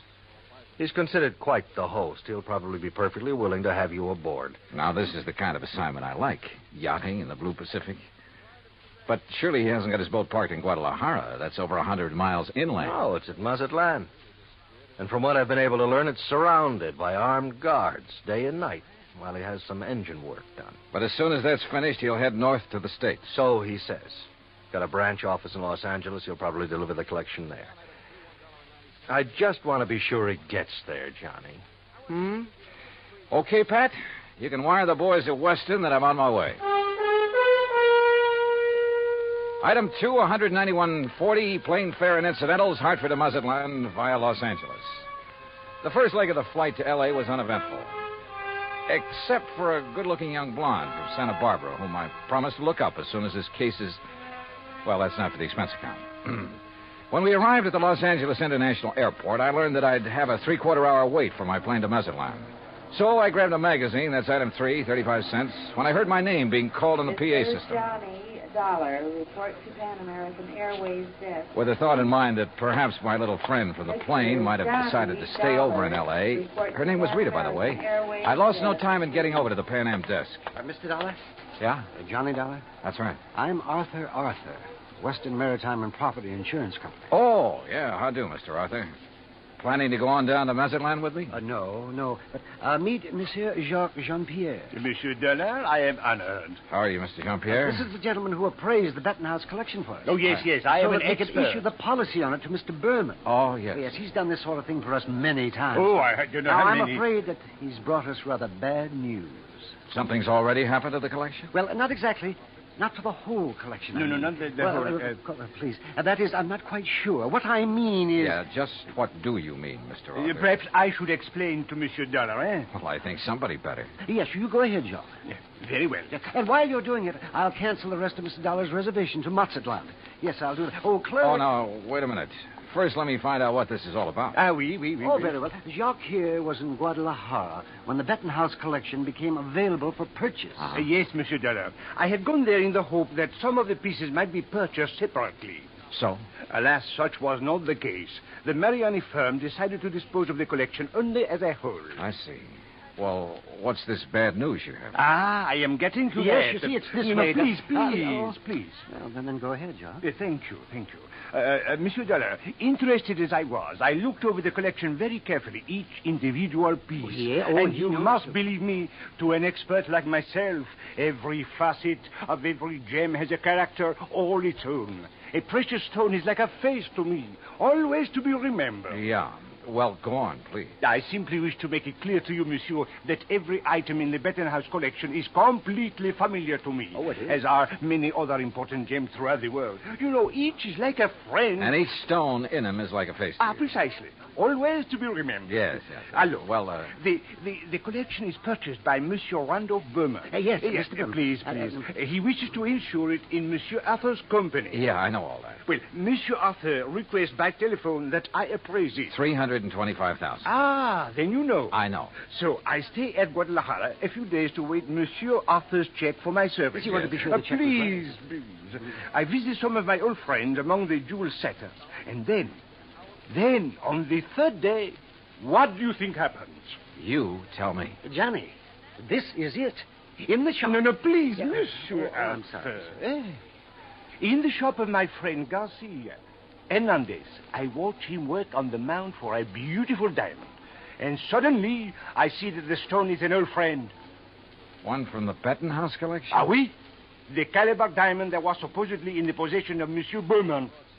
You're sure of the identity of that stone, Mr. Jean-Pierre? Oh, please. As I told you, monsieur, a precious stone to me. Yeah, it's like a face to you. So what you figure, Arthur, is that you've insured a boatload of $300,000 worth of gems on the way to the USA, and maybe they're not on board. Exactly. Unless, of course... Mr. Jean-Pierre, did you tell Mr. Berman about this one stone? Oh, I went immediately to Mazatlan, where I knew he had his boat, the LMD. Well, what did he say? Alas, he had sailed away. Did you learn his destination? Oh, yes. Los Angeles, Johnny, right here. He has a branch office. Well, has he had time to get here yet? I don't think so. Have you tried radioing to his yacht? No, I've done nothing. You see, I didn't learn about this until Mr. Jean-Pierre arrived just a few hours ago. Yes, I came up on the aeroplane, the better to arrive and speak with Monsieur Arthur before Monsieur Berman would arrive. Do you know where Berman plans to dock his boat? Well, I'll tell you. Probably the port in San Pedro, if he is coming here. But who can be sure? Usually on vacation trips, he docks down the coast at Balboa, the yacht club. Or who knows, he might even... Yeah. He might have no intention of coming up to the States at all. He might not even have the jewels with him. Arthur, do you know where his branch office is? Oh, yes, it's in Los Angeles. Well, actually, it's in Beverly Hills. Got a car? Yeah. Then let's go. Though he couldn't quite put his finger on it, Arthur was convinced that Randolph Berman was up to something and that his insurance company was going to have to take the rap. On the way into Berman's Beverly Hills office, we dropped Jean-Pierre at the Beverly Hilton and told him to sit tight in case we needed him again. Berman's office was in a nice modern building on South Beverly Drive, tastefully furnished with pictures of various famous jewels on the walls, but with nothing of particular value in evidence. However, I did notice that one wall held a built-in vault big enough for a reasonably sized bank. We were approached by a hand-rubbing, obsequious little character dressed in striped pants and cutaway coat and wearing thick glasses. Good morning, gentlemen. Is there any way I may be of service to you? Yeah, I think there is. Are you the... Mr. Arthur, forgive me. I didn't recognize you for a moment. Mr. Corello, this is Mr. Johnny Dollar. Hi. How do you do? Is there something I may show you, Mr. Dollar? Some little bauble, perhaps, for a charming lady? Well, not at the moment, Mr. Corello. Oh, Mr. Arthur, there's no reason to mail this to you. Let me see now. Oh, yes, here it is. Here is a request for slight revision of the policy on the Benton House collection. Oh? What's this? Well, the wire was sent by Mr. Berman just before he embarked for Mazatlan. I was going to put it into letter form to be more What's proper. it say? But Well, now here, I'll read this. Please request Arthur revise Benton House policy. Exclude Calabar diamonds. Value $4,000, which I have sold private party in Guadalajara. Oh, well, we kind of guessed wrong, didn't we, Johnny? Mr. Corello. Yes. Has Mr. Berman wired you whether he's coming here? Oh, of course he is, with that collection. When? When is he going to arrive? Now, his lovely yacht, the Ellendeer, should reach San Pedro Harbor late tonight. But that's what he wired me, and I intend to meet him there. Then I'm sure you won't mind if I go with you. Oh? Mr. Dollar is a special investigator. Investigator? Well, actually, I'm here just to help Mr. Berman protect that collection. Oh, excellent. Then you can arrange for the police escort. Yes, and alert the harbor police to guard the Ellendeer, as Mr. Berman requested. Did he request that? Oh, indeed. But apparently he hasn't been worried about anything happening to the collection while he's at sea. At sea? Oh, surely you don't mean pirates or anything like that in this modern day and age. You know something? At this point, I'm not quite sure what I mean, or even why I'm here. Well, of course. Well, of course, what, Arthur? Oh, excuse me while I answer that. Well, I mean... Berman Jewels. That is... What? Well, at least I'll feel better when the stuff is here in the vault. Wait a minute. Oh, no. Corello at the phone paled visibly, then gasped and clutched the back of a chair for support as he listened on the phone. His jaw dropped, his eyes widened, and he shook his head once or twice in horrified disbelief. Finally, slowly, he hung up and came unsteadily toward us. Mr. Corello. Yeah, what is it, Mr. Corello? The Coast Guard. Yes? They said the Ellendeer, the yacht. Yes? Sunk. What? In 600 feet of water. In the outer channel.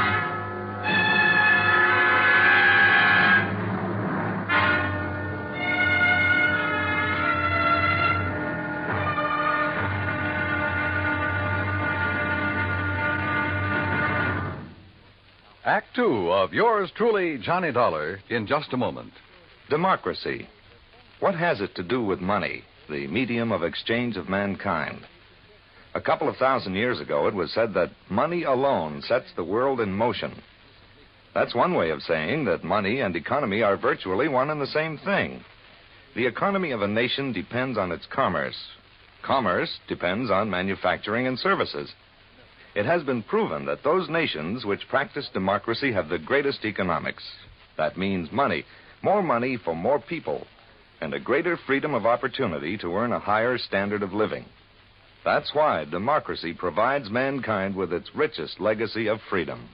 Now, Act Two of yours truly, Johnny Dollar, and the Ellendeer matter.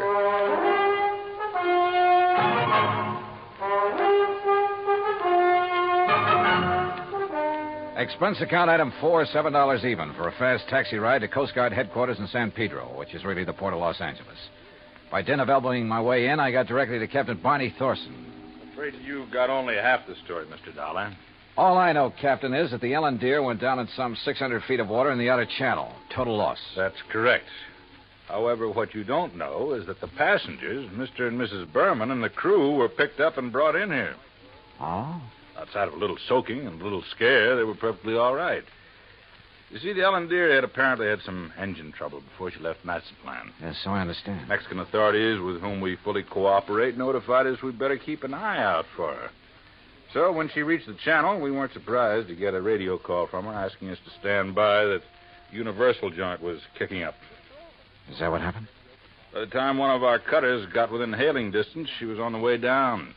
That propeller shaft had whipped loose, torn through the hull, and the Ellendeer was sinking fast. Ask me, that boat was overpowered, Dollar. How do you mean? Well, it must have been because sheer torque tore the whole engine loose from its mountings. And it plowed through the bottom along with everything else on board that was heavy. There was a big safe, for instance, anchored amidships. There was a what? A safe, a small, heavy steel vault. Yeah, I know. That went down, too? Yeah, with the engine.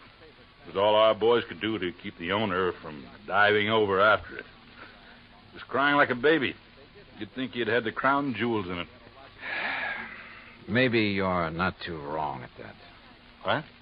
Not the crown jewels, perhaps, but a collection worth something over $300,000. Now, what about salvage? Salvage operations in 600 feet of water in that channel? Oh, yeah. No, Dollar. Salvage, even if it were possible, it'd cost a couple of times the worth of that stuff at least. The only passengers were the Bermans, huh? That's right. Crew of 3. And they weren't able to save anything? Nothing. Not of any consequence, that is. One of the crew didn't even have his shoes and shirt on. What about Berman and his wife? It's funny what people will do in an emergency sometimes. What do you mean? Well, you've heard about the man whose house catches fire. He gets panicky, throws all the china and the glassware out the window, and carries out the mattress. What are you getting at, Captain? The only thing that Berman saved in his excitement was 2 beat-up old hats and a fishing rod. Oh, yeah, I see what you mean. And all his wife brought along was a handful of nylon stockings. She was hanging on to them for dear life. Oh, yeah, a big hat box with an evening dress half hanging out of it. And that's all? That's all. Hey, that Mrs. Berman's quite a dish. Not too bright, but a real looker. Where are they now, Captain? They're headed for Beverly Hills. Beverly Wilshire was the hotel, I think. In any event, Dollar, I'm afraid your company is going to have a big, fat claim to pay. On the yacht, yes. What's that mean? What do you think? Item 5, 320, long-distance call to the police in Mazatlan. I wanted to be sure that the Benton House collection had been on board the Ellen Deer when she left port down there.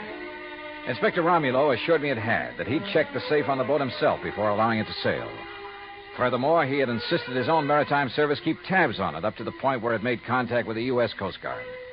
In other words, the loot couldn't very well have been passed to someone else at sea. Item 6, 580 cab fare to Beverly Hills, where I dropped in at Berman's office. No, Mr. Dollar. He and Mrs. Berman are at the Beverly Wilshire. I'm sure you understand it's been necessary for them to buy a lot of clothes and things. Yeah, but he will come here. Oh, yes, indeed. From his last phone call, I'd say he'll be here within the hour. All right, then I'll come back. Please ask him to stick around and wait for me if he doesn't mind. Of course, Mr. Dollar, I shall be glad to. Oh, incidentally, he has had me phone Mr. Arthur and ask that claim forms for both the Benton House collection and the loss of the cruiser be brought here to the office just as quickly as possible. Yeah, I'd figured as much.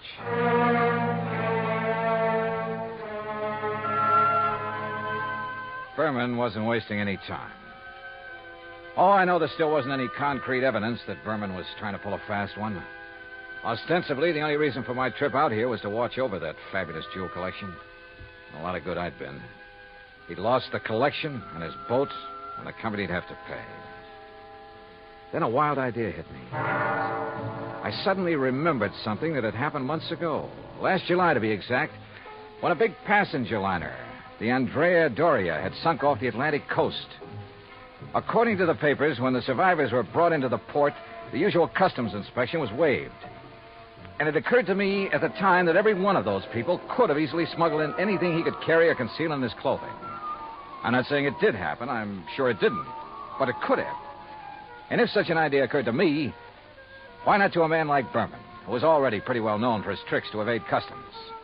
Item 6, 20 cents, phone call to the Coast Guard and Captain Thorson. Dawson speaking. Johnny Dollar, Captain. Answer me just one question, will you? Sure, what? When you brought them in, were the Bermans required to pass through customs? Well, no, of course not. There'd hardly be any reason to... Thank you very much.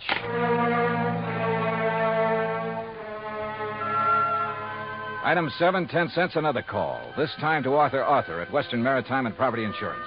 You caught me in the nick of time, Johnny. I was just walking out the door. On your way to Berman's office? Why, yes. With a handful of claims forms? Yes. Now listen, get there as fast as you can. Get there ahead of him. What? So that you can see if he brings anything into the office, like the Benton House collection. What? Though I doubt if he'd be that foolish. Foolish or not, how could he, Johnny? That collection, unfortunately, is at the bottom of the ocean. Listen to me. Keep him there. Maybe on the pretext of having to wait for me. Any reason you can think of. I'm afraid I don't understand. Just hold him until I get there, understand? Very well, Johnny. But what are you going to do? Arthur, I may have to break in and rob a hotel room. I went out and stationed myself across the street from the Beverly Wilshire.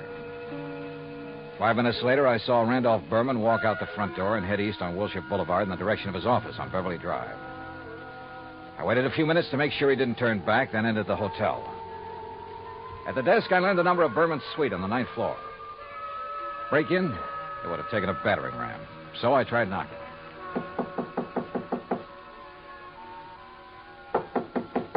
All right. You don't have to bust down the door. What's the matter? You forget your key and...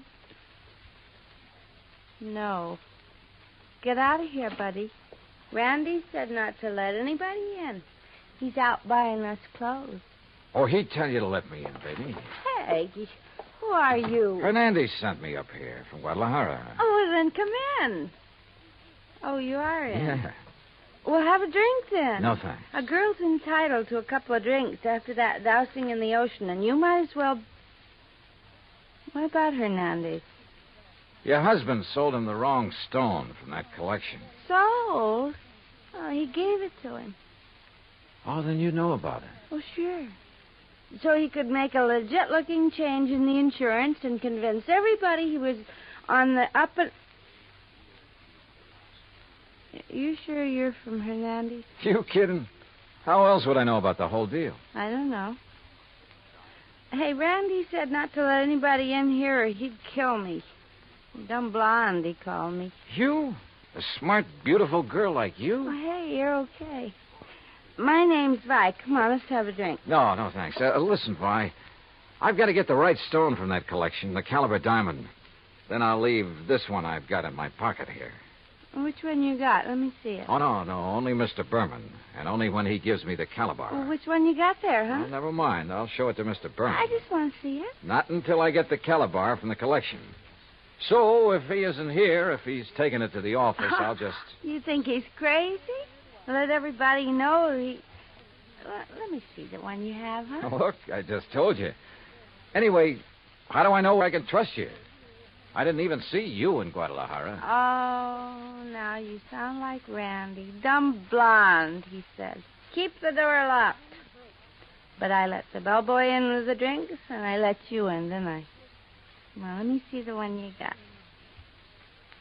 Will you, if I get you the other one? From the hat box that didn't have to go through customs? How did you know? Hey, you're cutie. I bet you read about the Andrew Dorsey, just like Randy did. Come on, now let's have Where a is look. the hat box, Vi? Now, wait a minute. Maybe I am dumb. Who did you say you are? Where's the hat box? No, I won't tell you. You get out of here. Now, without the collection, Vi. No, you can't. Randy would kill me. He'd kill me if he even knew I let you in here. Who are you? Johnny Dollar, insurance investigator. Oh, please, Johnny, get out of here. The stuff in the bedroom? You can't go in there. I mean it. He'd kill me. Sorry, but that's your worry. Oh, no. Stop it or I'll set your eyes out. Now Hey, you get... pull in those claws, baby. No, you... Well, I hate to do this, but... No, help! Oh, yeah, that's right. Get the manager up here. Get the police up here. Police? Oh, no. Oh, yes. Then you'd really be in trouble. You'd be better off if Berman tried to kill you. Now, where's the stuff? It's in the closet, on the floor, in the hat box. Thanks.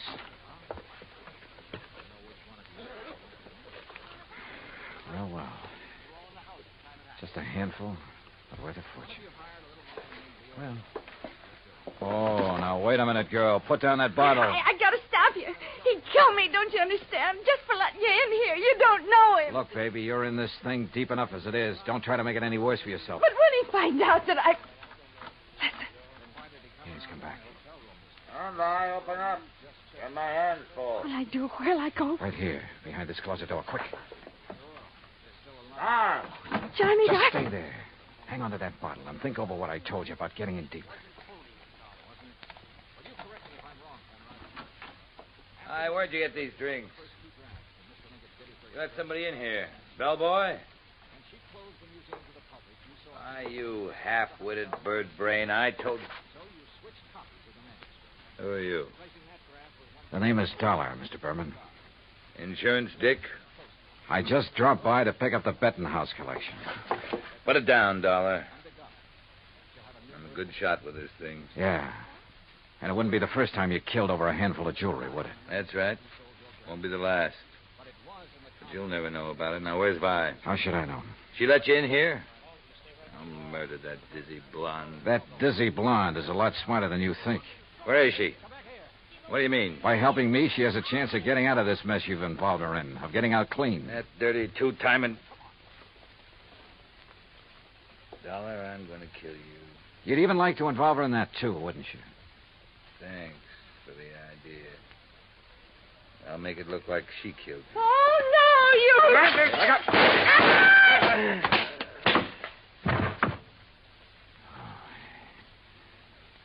Nice work with that bottle, Vi. Thought he missed you. Please, you won't let him... No, don't worry, baby. He won't bother anybody. Not for a long, long time.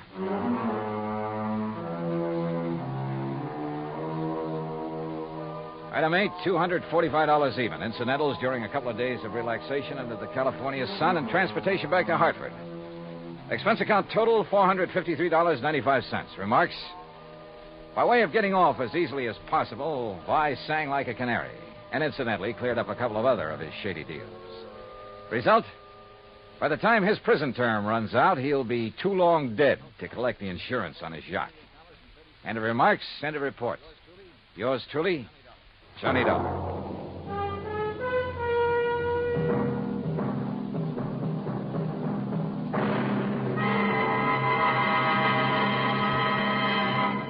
Now, here is our star to tell you about next week's story. Next week, the Desalles matter. And I promise you a double-barrel thrill in it. Join us, won't you? Yours truly, Johnny Dollar. Yours truly, Johnny Dollar, starring Bob Bailey, originates in Hollywood. It is produced and directed by Jack Johnstone, who also wrote tonight's story. Heard in our cast were Virginia Gregg, Lawrence Dobkin, Howard McNear, Jay Novello, Jack Edwards, Barney Phillips, and Raymond Burr. Musical supervision is by Amerigo Marino. Be sure to join us next week, same time and station, for another exciting story of yours truly, Johnny Dollar. Dan Coverly speaking.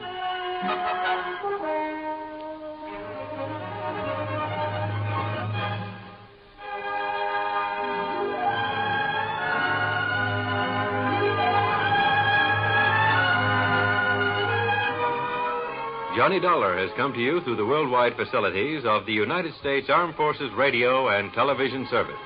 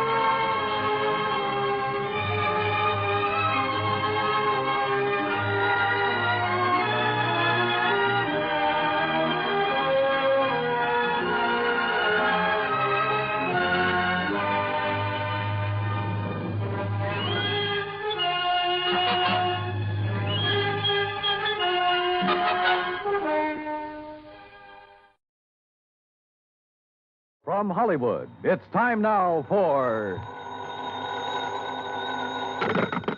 Johnny Dollar. Hillary Fuchs, Johnny. How's your time these days? Time to live, time to die, you know. What's up? A claim on a $100,000 policy. I want it investigated. 100,000? What kind of policy? Straight life. You sound worried. I am. I think we're going to be taken this time, Johnny.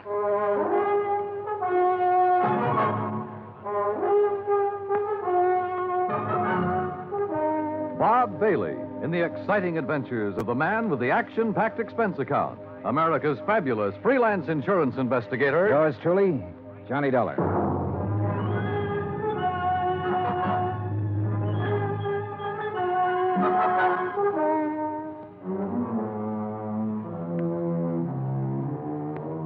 Expense account submitted by Special Investigator Johnny Dollar to Continental Insurance and Trust Company, 657 North Spear Boulevard, Hartford, Connecticut. The following is an account of expenses incurred during my investigation of the Desalles matter. I'd heard of Dave Desalles. I guess everybody in this country's heard of him at one time or another. Desalles Television, Desalles Radio, Desalles Electronics, Desalles Appliances, racetracks, theaters, Desalles this and that. But up until the time I talked to Hillary Fuchs about the case, I had never put a man behind the name. Expense account item 1, $2, 2 drinks for Hillary Fuchs and myself. We had them in his office out of my bottle over his desk. Just plain worn out with it. Stuck. Ooh, that's some water. Oh. But I'll tell you this. I'm not going to make a present of $100,000 of stockholders' money to anybody. I wouldn't do that either. Drink your drink. Here's to war. Salute. Now, while that's settling, maybe you'll settle down and tell me what it's all about. Dave Desalles. Know him? I've heard the name, yeah. Well, he's dead. Drowned 4 days ago out on the coast. So? Did you ever see our K policy series? I've heard of it. Well, the premium's about triple a normal life policy. It's designed only for people with big money. Sure. But it's got a feature that makes those people with money look at it a long time. Uh-huh. This clause isn't anything more or less than the old accident clause paying double indemnity. Broken down, we aren't taking much of a chance. The incident statistics are with us. All right, I'll look it up if I need it. Okay. 3 months ago, we insured Dave Desalles on one of those K policies. 4 days ago, he fell off the back of a yacht and drowned, and we're hooked for $100,000. What? Accidents happen. You betcha, all the time. But I'm not sure it was an accident. At least there's not enough proof in this coroner's report to convince me. You say it happened 4 days ago? Yes. Has a claim been filed yet? Yes, and the beneficiary is the deceased's widow. Inquest? Inquest, burial, everything. Was there an autopsy? No, there was not. Investigation? Yes, it was handled by the local police in San Ladillo. San what? Oh. San Ladillo, a little place about 30 miles south of Los Angeles. 4 days ago. Why didn't you put someone on it then? I did. Bert Kenyon. Here's his last report. No evidence available to dispute coroner's verdict of accidental drowning. Recommend claim be honored. Kenyon. Sounds like cold turkey to me. It may sound that way to you, but I still don't like it. I want it warmed up. Now, look, Bert Kenyon knows his way around. And he can miss like anyone else. I want you to go out there and work with him. Cover it all again. Get at Desalles' widow. She stands to gain most by his death.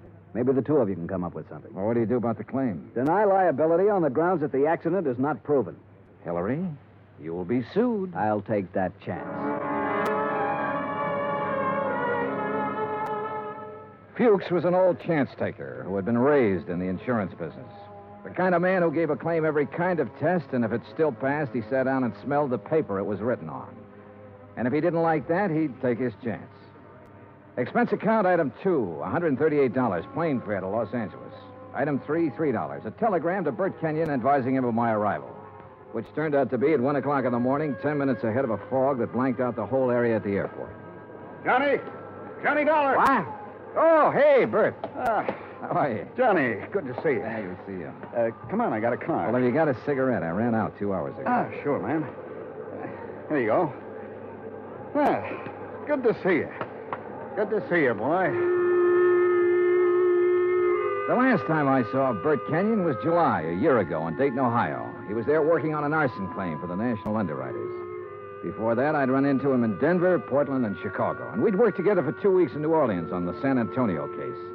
He sent me a Christmas card every year. I sent him one. We were as close and as far apart as two friends can be. When I saw him this time, he looked tired and thinner. And he lit one cigarette after the other. You'll like San Ladillo, Johnny. Yeah? How's the hotel? Oh, old Spanish job. Big rooms, fireplaces, smells kind of damp all the time. You get used to it. Are you tired? Yeah. Well, tell me about the claim, Bert. Nothing to tell. Routine so far. Oh, Fuchs was pretty worried about it. He doesn't like the coroner's report. You know, Fuchs, worry. That's what he gets paid for. Oh, that's what we get paid for, too. Okay. On the face of it, I'd question the claim right away. Just on the 3 months period alone, I'd question it. You still think it was an accident? I think we should pay up and shut up. I'd like to have met this Desalles guy, Johnny. Stocks and bonds and pretty blondes. He sure had them all. Wait till you meet Mrs. Desalles. Wait till you see the layup. Boy. And Fuchs worrying about a $100,000 claim. Do you know how much Desalles' widow is worth? $8 million. $100,000 means about that much to her. Not that much. Peanuts. You want to hear something funny? Real funny? Go on. Desalles bought that policy one day at the racetrack at Del Mar. Yeah, because an insurance broker gave him a tip on a horse. Yeah. I can just see Fuchs worrying about his $100,000 and finding out about that part. How did you find out about it? Mrs. Desalles, she told me the story. What about her? Now, what about her? She's the beneficiary. Well, I told you, $100,000 doesn't mean a thing to her. Why would she kill him for $100,000? Why not? Fuchs sent you out here to take over because he thinks I lost stuff, didn't he, Johnny? He sent me out to see if I could give you a hand. He wants us to cover the whole thing again. Wouldn't kid an old pal, would you? I'd never try, Bert. I bet you wouldn't. I just bet you wouldn't. In another 10 minutes, we were in San Ladillo, a sprawling little town built around a natural harbor. The houses looked expensive, the boats even more expensive. Kenyon pointed out one house on a hill, a 3-story affair with an acre or so of lawns around it.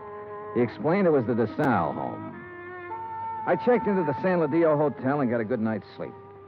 Next morning, Bert Kenyon and I went over to the statements of everyone who had been on the yacht the night Desalles went overboard. Then we went out and interviewed everybody again, including Mrs. Desalles. It's getting awfully dull. You understand we have to do this. All right. Dave and I were having drinks with a few friends. He said he felt like getting a little air. He went up on deck. A few minutes later, someone was looking for him. Mr. Burke. It might have been. Well, that's what's on your statement. All right. Mr. Burke. We couldn't find Dave, and then I remembered he was on deck. We went up there and saw his hat floating on the water. We looked around. We didn't see him. I sent one of the crew to call for help. They fished him out an hour or so later. You were never on deck until then? No, I wasn't. Who were they? You said they fished him out. The police. Someone. I don't know. There were a lot of men. They tried to give him artificial respiration. Well, what did you do? I watched. What else was there to do? Hard thing to watch, Mrs. Desalles. Your husband just drowned. Yes. Yes, it was. Is that all? Yeah. That's all.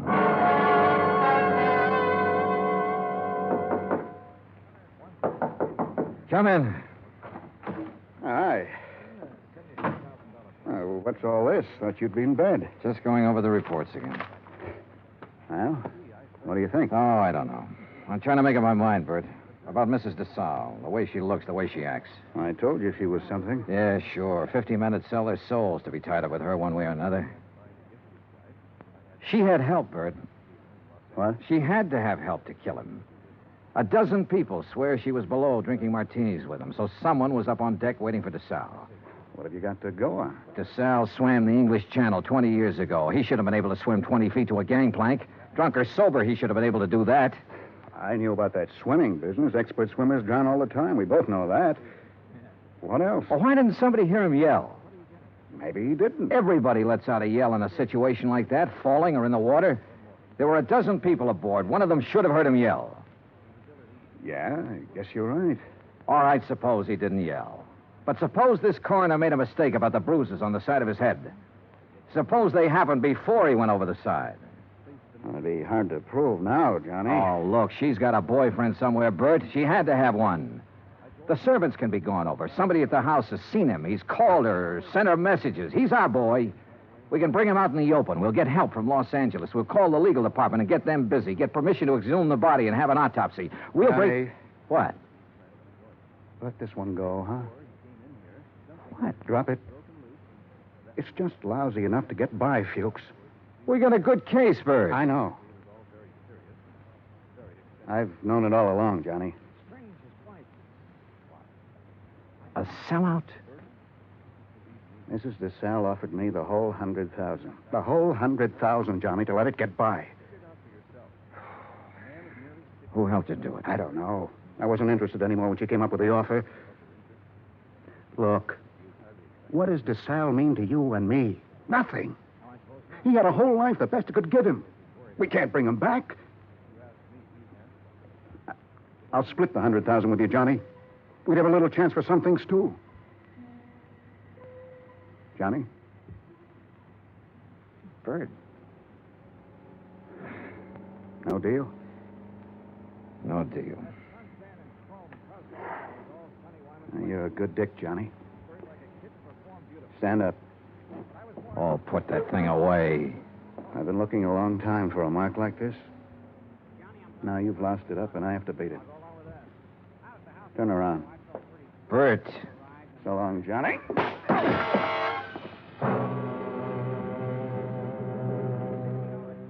I went down to my knees trying to hold onto the desk. I saw him stand there a minute, like he might want to help me. And then he was gone. I did everything I could to make my feet, but my legs wouldn't work. And then it was all over.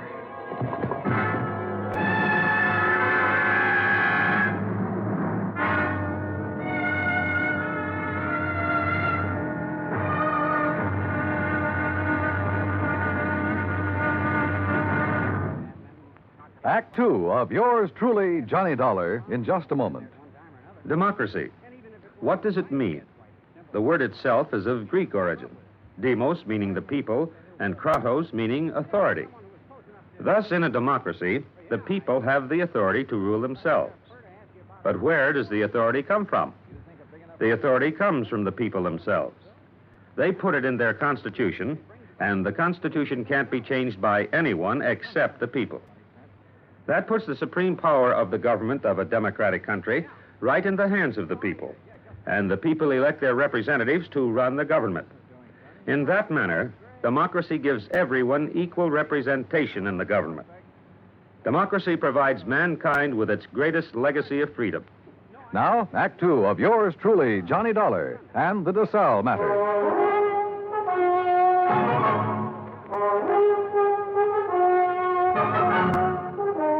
The light on the desk was the first thing I saw. It was still on. The window was still open. The room was the way it had been before. I kept thinking about every man having a price and how Britt Kenyon had settled for $100,000. It seemed like a fair price. It also seemed too bad there was no way for him to collect it. There were two of them, a heavy-set man about 50 years old and a tall, lean-faced man with dark eyes. They looked me over. Your name, Dollar? Yeah. Police. We want to talk to you. My name's Blair. This is Sergeant LaFrida. You sick or something? I bumped my head. How? Never mind. Well, what do you want? We'll ask the questions. What are you doing in San Ladillo?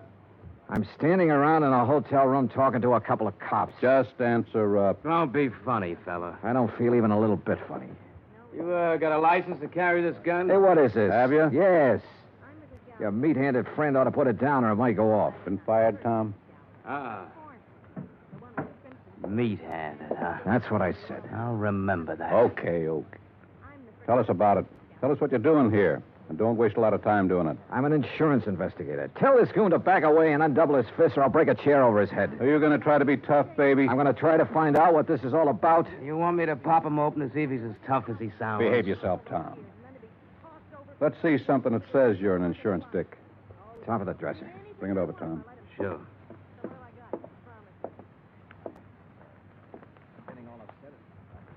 Yeah. Okay. Now tell us what you're doing in town. The Desalles case. Now you tell me You know what Bert Kenyon? I know him. I've been working with him. Well, he's been around town 4 or 5 days. We haven't seen you. I only got here this morning. You could prove all that, could you? Oh, sure. With a plane ticket, with a hotel clerk downstairs, with a bellhop who brought up my luggage, with a dozen people or more I've talked to today. And tonight? What about tonight? Right here. You could prove that, too? Try the clerk downstairs. Ask Kenyon. Where is Kenyon? I don't know. You ought to know. Why don't you sit down, Tom? Okay. Now, when did you see Kenyon last? A couple of hours ago. Now, tell us what you talked about, and don't forget anything. We talked about the Desalles case. Kenyon have something new on it? No. Don't hold out on me, boy. This is police business. Tom here's pretty edgy for a cop, but I'll turn him loose on you if I have to because I haven't got a whole lot of time to waste being sweet. Tom worries me to death. One more minute. Just one more minute is all I'm going to take off this guy. Oh, shut up. I'll ask you again, Dollar. What's new on the Desalles case? What did Kenyon tell you? The way we look at it, you came out here because something new popped up that might take two guys to handle it. Look at it any way you want to. Blair, you going to take this stuff? Never mind. Okay. Get your hat and coat, Dollar. We're going to see a fella. Not unless I know why. And I mean that. Dollar, your buddy's been killed. What? Kenyon. Somebody shot him up an hour ago.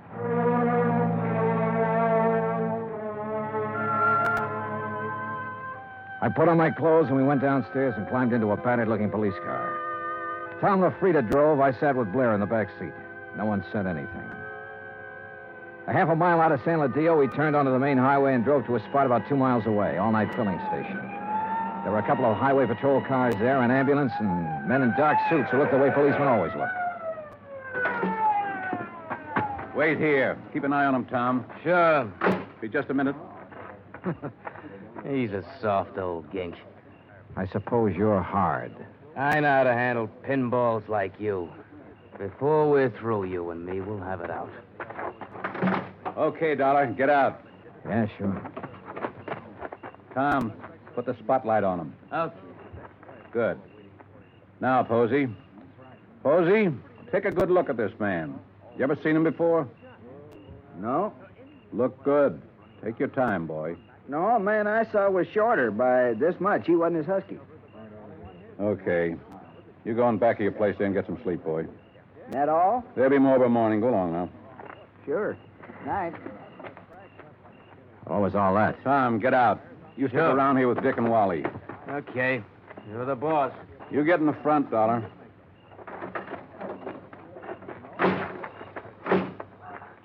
You're lucky Posey didn't recognize you. I suppose I am. Why? An hour ago, Posey's pumping gas. He hears 3 or 4 shots off in the dark. Then a car starts up and gets out of there real fast. Then Posey sees your pal Kenyon stagger out across the highway, full of lead. Kenyon drops dead right in front of the station. That's him they're mopping up now. We had half an idea you might have been the man beaten in the car. That's a dumb idea. Yeah, he was shot close up, like it was somebody we were just standing talking to, an old friend. You're an old friend of his. Blair, you got it all wrong. Huh? We haven't been friends for 3 hours. His full name was George Blair. He'd been on the Los Angeles force 12 years. Then they retired him at half pay when a holdup man shot off part of his right foot. He'd taken the San Ladillo job because it was the only police force he could find that would take a man who limped more than a little. Expense account item 4, 20 cents coffee for Lieutenant Blair and myself. I don't know. Maybe we went at you the wrong way in that hotel room. That's my fault. But a man's been murdered, and I get excited about things like that. I don't blame you. No hard feelings. No. As long as I don't have to do business with your boy, Tom. Yeah, I got Tom Lafrida and 3 other boys. None of them worth the press in their pants. I need help, darling. What? This town's popping open tonight. Your buddy got it, and it's tied in with this Desalles thing somewhere. You're sure he didn't have anything new for you? No. You wouldn't want to tell me about that bump in your head, would you? Not right now, no. My boys are so green, they tromped all over the boat the night Desalles drowned. They loused up anything that might have helped me to find out how he went over the side. They banged his head against the dock a few times, bringing him in. I couldn't tell if the bruises were there before or after he was in the water. You don't think Desalles was accidental? I was murdered. She had somebody do it. But why didn't any of that come out in the coroner's report? My coroner runs a drugstore when he isn't being a coroner. If you feed him enough scotch, he'll tell you whether somebody's dead or not. He don't know from nothing. You know, the thing that kind of got me was this Kenyon. He went along with that coroner's report. I know that. We both know that. All right, I'll lay it on the line. I need help, Dollar. If I'm going to get anything done, find out who killed Kenyon, and get at this Desalles thing, I need help. All right, I'll help you. I was hoping you'd say that. More coffee? No. Dollar. What? You can start by telling me about that bruise in your head. Kenyon. He sold out, did he? Yeah. To Mrs. Desalles. He covered up for her in the reports he sent in. A man back in Hartford got suspicious and sent me out to make a recheck. Yeah, I guess something like that. No dummies, those claims men. Look, who'd he say was in on it? He didn't say. I don't think he really knew. At least not any more than you and me. No wonder you didn't want to talk up that kind of news. Kind of hurts, doesn't it? Like having a bad cop around. You should know. I know. Well, how do you feel? Mister, I feel lousy. A friend of mine's been shot. What's more, he died a bum. Well, I'm talking about dropping in on people while the smoke's still hanging around. Mrs. Desalles? Yeah. Let's go. It was about 6:45 in the morning when we left the diner. By 7:30, we were winding up the driveway to the Desalles mansion overlooking the ocean. Blair mumbled things about the fog lifting and what a nice day it would be. I smoked cigarettes and looked and watched the contented smile he kept on his face. Well, what do you know? Tommy LaFrida's car. Well, what does that mean? Well, let's find out. Tom was off duty at 6 o'clock, as far as I know. I told you it was going to be a nice day. Yeah, you did it then.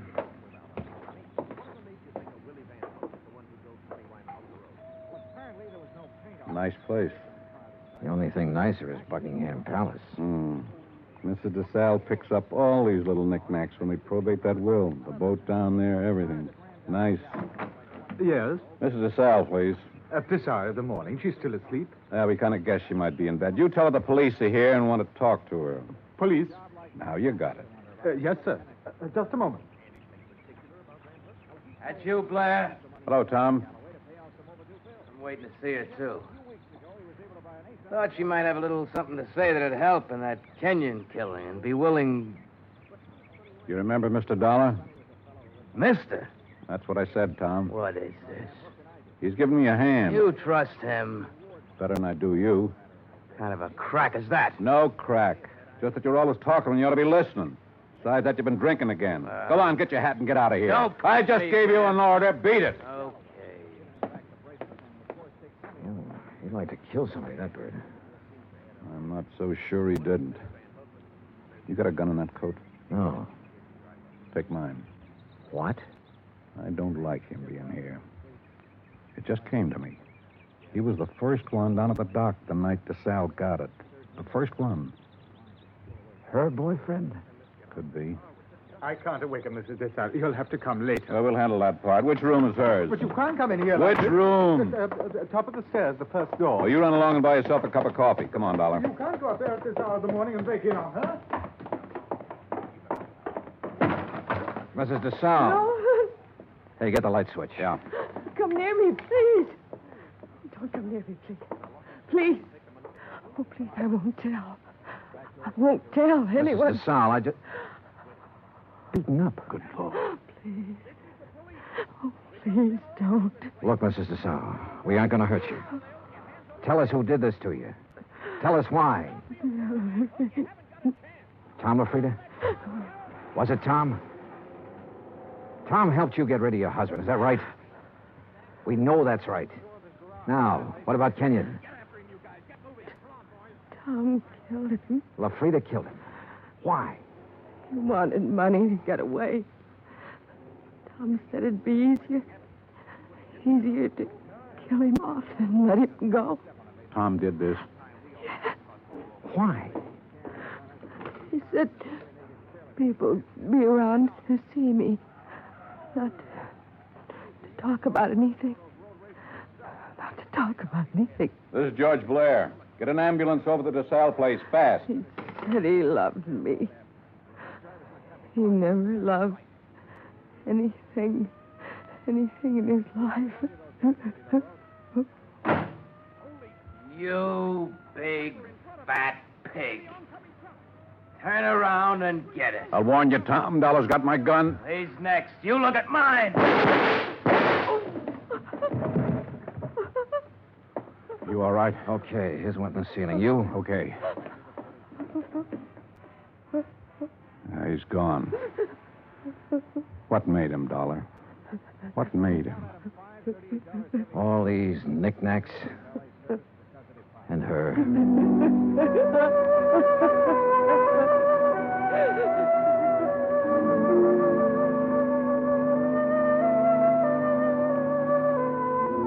Expense account item 5, $25. One phone call to Hartford. I told Hilary Fuchs the whole story, and he promised to send out the necessary legal aid. Item 6, $10. Flowers for Bert Kenyon. Item 7, $2. One drink. To one good cop with a bad foot. The drink cost $1. The glass cost $1. The drink for the good. The smashed glass for the bad. Oh, yeah, it was hammy, but it made me feel... Expense account total, $416. Remarks, none. Yours truly, Johnny Dollar.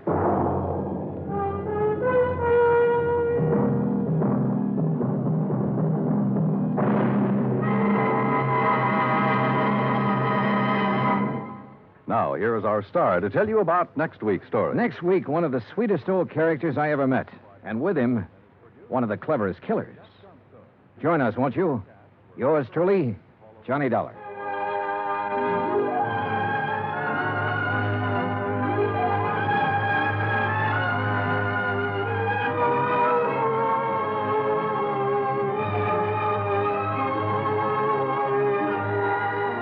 Yours truly, Johnny Dollar, starring Bob Bailey, originates in Hollywood.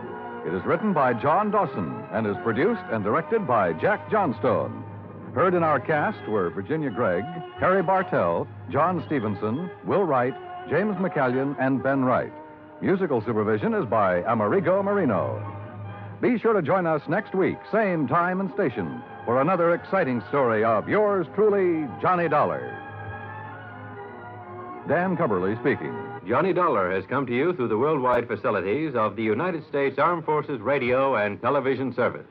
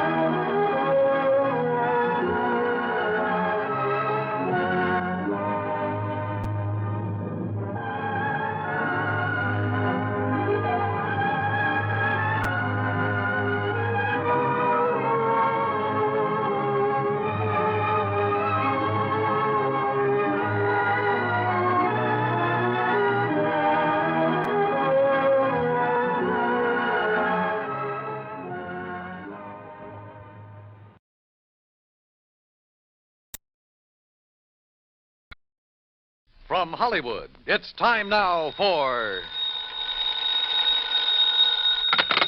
Johnny Dollar. Paul Brennan, Inter-Allied Insurance Company, Johnny. Oh, hi, Paul. How's the world doing by you? Oh, I got troubles. Oh? Like what? Like Albert W. Winkler. Winkler? Who's he? Maybe you mean who was he? Well, which is it? Well, that's the trouble, Johnny. We don't know. Huh? Well, he's disappeared, and with him a hunk of emerald worth exactly 100,000 clams. Wow. Well? Sure.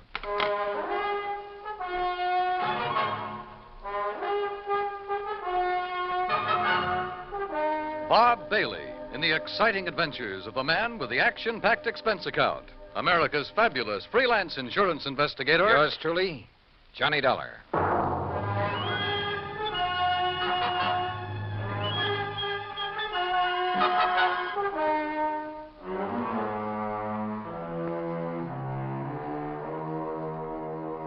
Expense account submitted by Special Investigator Johnny Dollar to the Inter-Allied Insurance Company, Dawson Building, Hartford, Connecticut.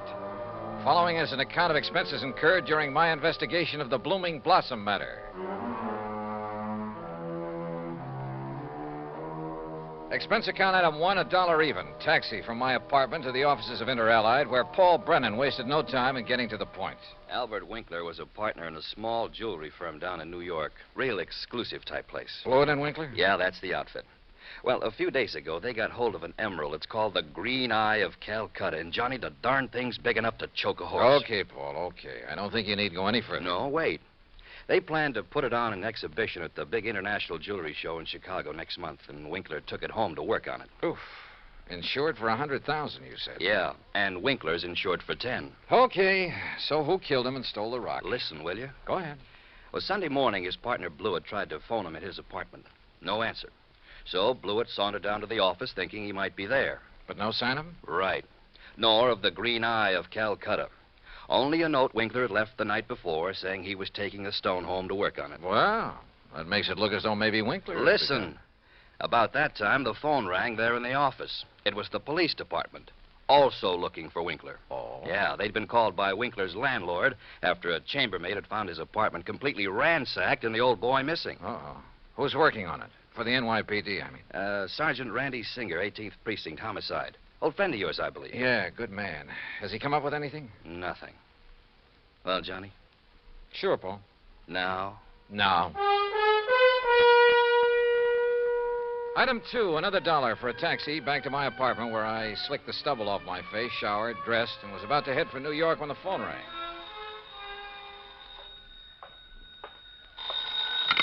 Johnny Dollar.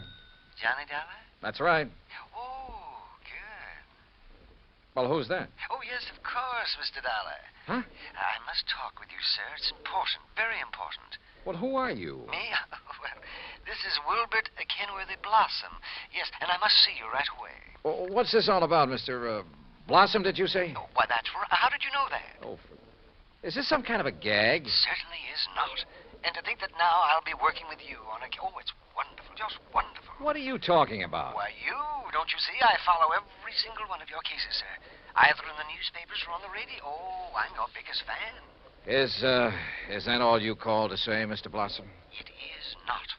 I'm calling about the mysterious disappearance of Mr. Albert Winkler. Winkler? You know something about him, his whereabouts? I certainly do.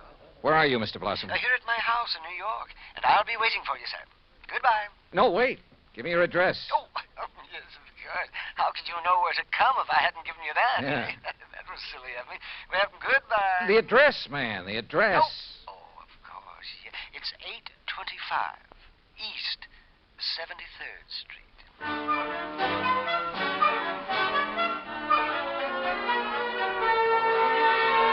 Item 3, $9.20, transportation and incidentals to New York City and 825 East 73rd Street.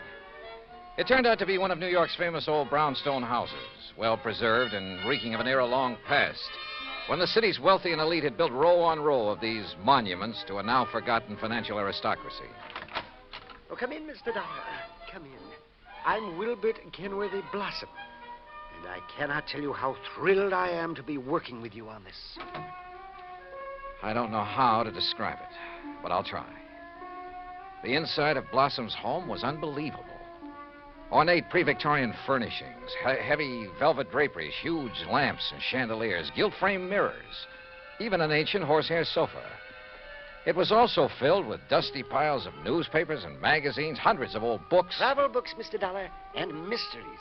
Oh, I just love mysteries. One corner of the high-ceilinged living room was piled with old trunks and handbags, an old carpet bag even.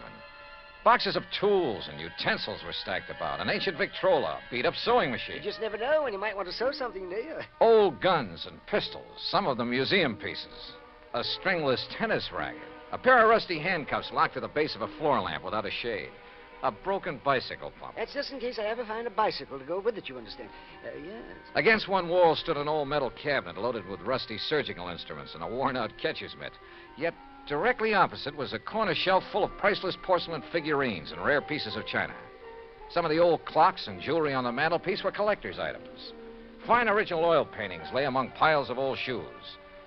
All in all, it looked as though the contents of half a dozen pawn shops had been dumped into it. At auction sales, Mr. Dollar. Oh, yes, sir. I just cannot resist an auction sale or a bargain. But what are you going to do with all this stuff? Oh, just keep it. I like it. I like a lot of things. Yeah, so I see. Including 12 gross of Spencer's superlative steel-tipped shoelaces, patented 1841. They were a bargain, Mr. Dollar. Just like all this fine artwork is, too. Yeah, I'm sure. Some of my friends pamper me a bit, though. You know, send me things they pick up at sale. Yeah, now look, Mr. Blossom, you told me you know something about Albert W. Winkler. Oh, yes. Yes, indeed. Well? And think of that magnificent emerald. Gone. Disappeared. Yeah, but now you said... And that poor Intralite Insurance Company. Oh, my. That's how I knew you would be called on this case. But $100,000... and $10,000 on Mr. Winkler. Well, at least they're off the hook on him until he's proved dead. Aha. And that's where I come in. With proof. Proof? What proof? Have you seen Winkler? Mr. Dollar, I have. Well, where is he? You understand, of course, that I know Mr. Winkler very well because I've seen him at his office so many times. Yeah, okay, go on. Oh, go on. yes, indeed. Such beautiful, beautiful jewelry he had there. And, of course, he was always trying to buy some of the things I But had. you say you've seen him. Where? Well, Saturday I'd planned with a couple of old friends to attend a railroad auction. That was the Canyon City and Metropolitan Railroad. Winkler was there at the auction sale? Yes. Did you speak to him? Oh, no. Well, why not? You said you knew him. Oh, I didn't go to the auction. I wasn't feeling very well that day. I had a little cough. It was kind of like that. Then how do you know he was there? My friends went, and at least they talked about going. Mr. Blossom. And I'm sure they did, too, because they sent me something from...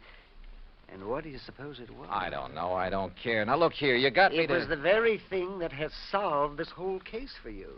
What? And think of it. This dull, drab, dreary life of mine has suddenly become... Why, it's almost like a mystery story, isn't it? Adventure and... Look, Mr. Blossom, Think of it. I'm being a detective. I'm working with my idol, the famous Johnny Dollar. Oh, George. Mr. Blossom, what did they send you? What's that? Oh, yes, of course.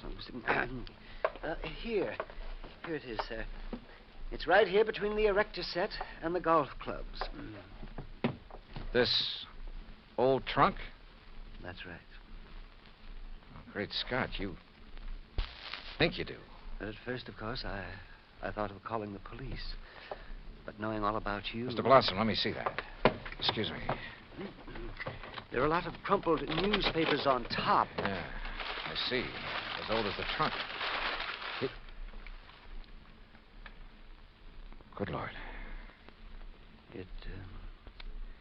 It isn't pretty, is it?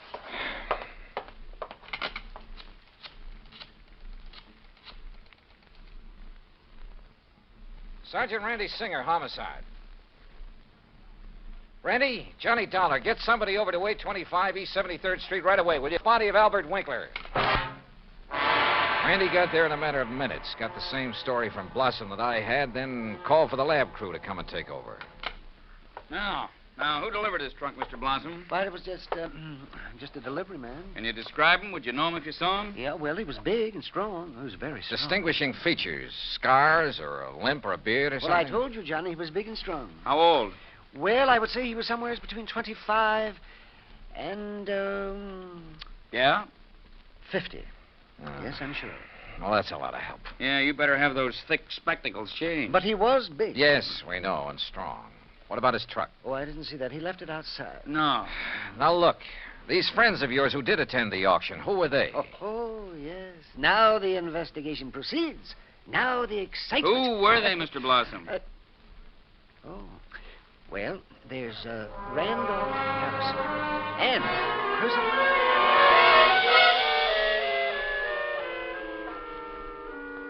Randy Singer took down the names of Blossom's 3 auction-minded friends. The lab crew arrived. Randy took off to dig up Blossom's friends, and I took a cab. That's item 480 cents to the apartment of Elwood Blewett, Winkler's partner in the jewelry business. Blewett lived alone in a modest but tastefully furnished 5 or 6 rooms on East 52nd Street. Of course, Mr. Dollar. I'll be glad to help you all I can. Albert's death has been a terrible blow. Yes. Well, tell me this, please. Yes? Did Mr. Winkler make a habit of taking valuable pieces of jewelry to his residence? Yes, Albert often took pieces home with him to work on them, clean, polish, and so on. Wasn't that a rather dangerous practice? Frankly, I always thought so, but he felt there was far more chance of being robbed if he were alone at the office than at his flat, where he wouldn't be expected to have anything of great value. Well, who has seen the Green Eye of Calcutta besides you and Mr. Winkler? I'm not sure. Of course, almost anyone would have been able to recognize it. Because of the publicity and pictures when you brought it over here. Yes. Come to think of it, Blossom indicated he'd been much impressed with it. Wilbur Blossom? Yeah. You know him? He's been in the office many times. He and Albert were always bickering over pieces that either of us Bickering? had. Well, it was really something of a joke. Albert always wanted some of Blossom's heirloom pieces, and Blossom wanted some of the finer things we had. Did he ever buy? Never. He always wanted us to put them up at auction or at a bargain price. Hardly our way of doing things, needless to say. When did you last see Blossom? Why, last Friday. I was busy with an important client, and from the back room where Albert worked, I remember hearing Blossom insist that Albert show him the emerald. What did he? I don't know. The silly argument got so noisy that I closed the door on them. Oh, now wait. Certainly you aren't thinking that perhaps Wilbur Blossom... I'm not quite certain what I'm thinking, Mr. Blewett. Item 5, 10 cents, phone call to Randy Singer. No, not a thing, Johnny. One of the three names on Blossom's list is in Europe. The other two did go to the railroad auction, but purchased nothing. Randy, do a couple of things for me, will you? Like what? Phone whoever is stationed at Winkler's place that I want to look it over. Sure, everything is just as it was, including the poker that was used to kill him. Also, I want a copy of the picture of the trunk your lab boys took and the list of Blossom's friends. I'll have them waiting for you. And post a man at Blossom's place. Keep an eye on him. Yes, right away. Johnny, have you learned something? No, just, just for his protection, say. I'll talk to you later. Yeah, but...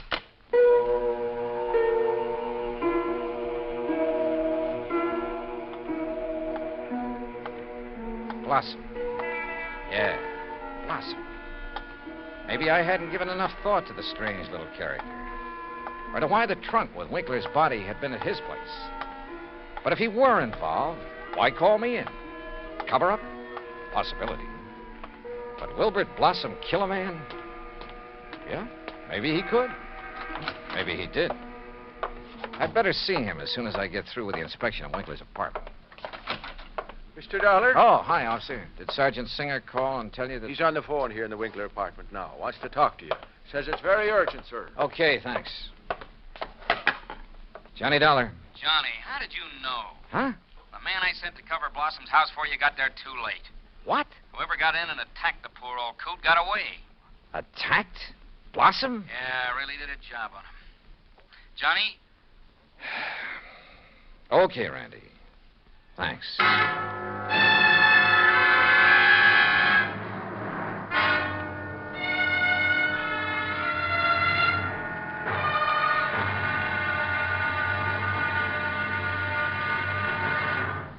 Act 2 of yours truly, Johnny Dollar, in just a moment. Democracy. As everyone knows, democracy means many things. Self-rule of the people, a higher standard of living, freedom of speech, press and religion, rights and privileges, liberty.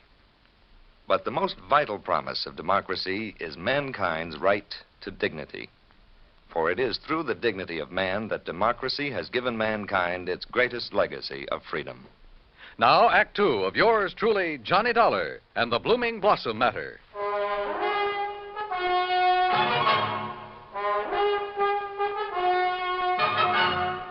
Expense account item 6, $2.25 for a fast taxi ride to 18th Precinct Police Headquarters. All right. As soon as I got your call, Johnny, I sent a uniformed man over to Blossom's house. From the way you talked, I thought maybe you suspected him. Yeah, Randy, I'm afraid I did. Boy, how wrong can you be? Anyhow, when he got there, he found the front door open and Blossom lying in the dark hallway. Where's Blossom now? The hospital, but he's okay, just bruised up a bit. They're letting him out. Fingerprints? Anything to go on? The lab's checking on the prints right now. Uh-huh. Let me know. Yeah. Anything else? Nope. So, now let's find out who tried to put Blossom out of the way, and we'll have the guy who killed Winkler. And stole the $100,000 worth of emerald, then shipped Winkler's body to Blossom.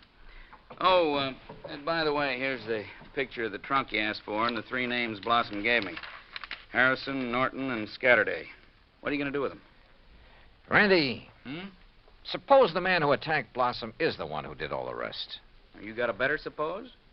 Well, look, Randy, whoever wielded that poker on Winkler couldn't have been very strong.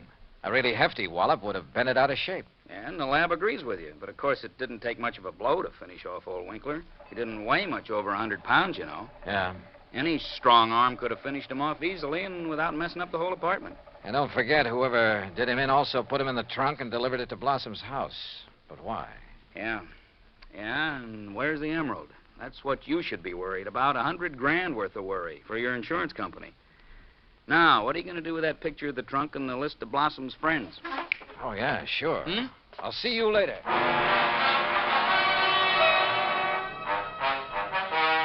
Item 7, $5.50 for a taxi to the warehouse of the Canyon City and Metropolitan Railroad over in Jersey. There I finally managed to track down a man who knew something about their occasional auction sales of unclaimed baggage and stuff. Insurance investigator, huh? That's right, Mr. McKinney. One of those boys with a fancy expense account, eh? Well, that's a matter of opinion. Look, you had an auction sale here last Saturday, didn't you? That's right. Handled it myself. Want to know something about something we sold off? Exactly. Then I'm your man. Always remember all about every single item I sell and who bought it and all about them. That's fine. Because I want to know if any of the names on this list bought from you on Saturday. Yeah? Randolph Harrison. Man by the name of Harrison buy anything? Nope. How about Percival Wentworth Scatterday? Nope. Ellsworth Norton? Nope. You sure, Mr. McKinney? I'm sure. How about Blossom? That a man's name? Yes, Wilbert Blossom. Well? No, sir. Nope, never heard of him. And like I told you, I never forget the stuff I sell or the fellows I sell it to. Wait. This picture of a trunk. Huh? Have you ever seen this trunk? Well, yes. Did you sell this trunk on Saturday? Yes, I did. To whom? Come on, man, it's important. Well, I was real early in the sale. Yeah, before most of the people got here. Bought this trunk and had it sent to his apartment in New York. And his name? Well, it was a funny kind of name. Blinky or Winky or... Oh, no. Winkler. Winkler. That was it. Albert Winkler. Item 8, $2, 2 drinks for myself at the nearest bar. But they didn't help to kill my feeling of utter frustration. Item 9, $5.50 taxi back to 18th Precinct headquarters in New York for want of a better place to go. Oh, it's about time you got here, Johnny. Oh? We matched up the prints we found after Blossom was attacked. You know who made them? Yeah, here's his card. Carlo Bernasconi. Any reckon? Couple of a dozen arrests, only one conviction. Anything to do with jewelry? Better. Accessory to a hijack operation a couple of years ago. He drove the truck. Hey. Sure. Got a mugshot of him? We got him. Downstairs. Come on, I'll take you down. Randy, what's he look like? Like you'd expect the truck driver to look. Big, husky brute. Has he admitted anything? Well, the threat of a murder charge made him talk, all right, but none of it makes any sense. Of course it doesn't. But he's our boy, all right. He killed Winkler, beat up Blossom. I thought your lab decided whoever killed Winkler was a small fella. Yeah, So the theory about the same man killing Winkler and beating up Blossom doesn't work. But, Johnny, holy... Come on down. Let's talk to this Bernasconi. After I make a phone call. Huh? Who to? Yeah? Get me a man named McKinney, Canyon City and Metropolitan Railroad warehouse over in Jersey. Make it fast, please. Yes, sir. Hey, you been over there, Johnny? Just before I got here. Did you find out anything? No, but I'm going to now. Like what? Randy, for the first time, this whole thing is beginning to make sense. Here's your party. Mr. McKinney? That's me. This is Johnny Dollar, remember? Sure do. Good. And say, Now... I've been reading in the paper since you left here about that body found in the trunk over there in New York. Yeah, well, look. Is that the same trunk you was over here asking about? Yes. Now, you told me that trunk was bought by a man who gave his name as Winkler. That's right. Do you remember what he looked like? Sure do. Why, I can give it to you as accurate as if it was in the police files. Well? Height, 5'9", maybe 9.5. Go on. Weight, between 155 and 58. You see, when I was young, I worked with a carny show guessing weight and height, and if I didn't guess it right... Yeah, okay. Now, how about the color of the eyes? Well, I noticed them because of the way he squinted through them thick, old-fashioned steel glasses. Thanks, Mac. I'm sending you a 10 spot in the next mail. Well, now. Well, Johnny? Come on, Randy. Let's go down and see this Bernasconi. You find something out new? Yeah, and I don't like it. I don't like it.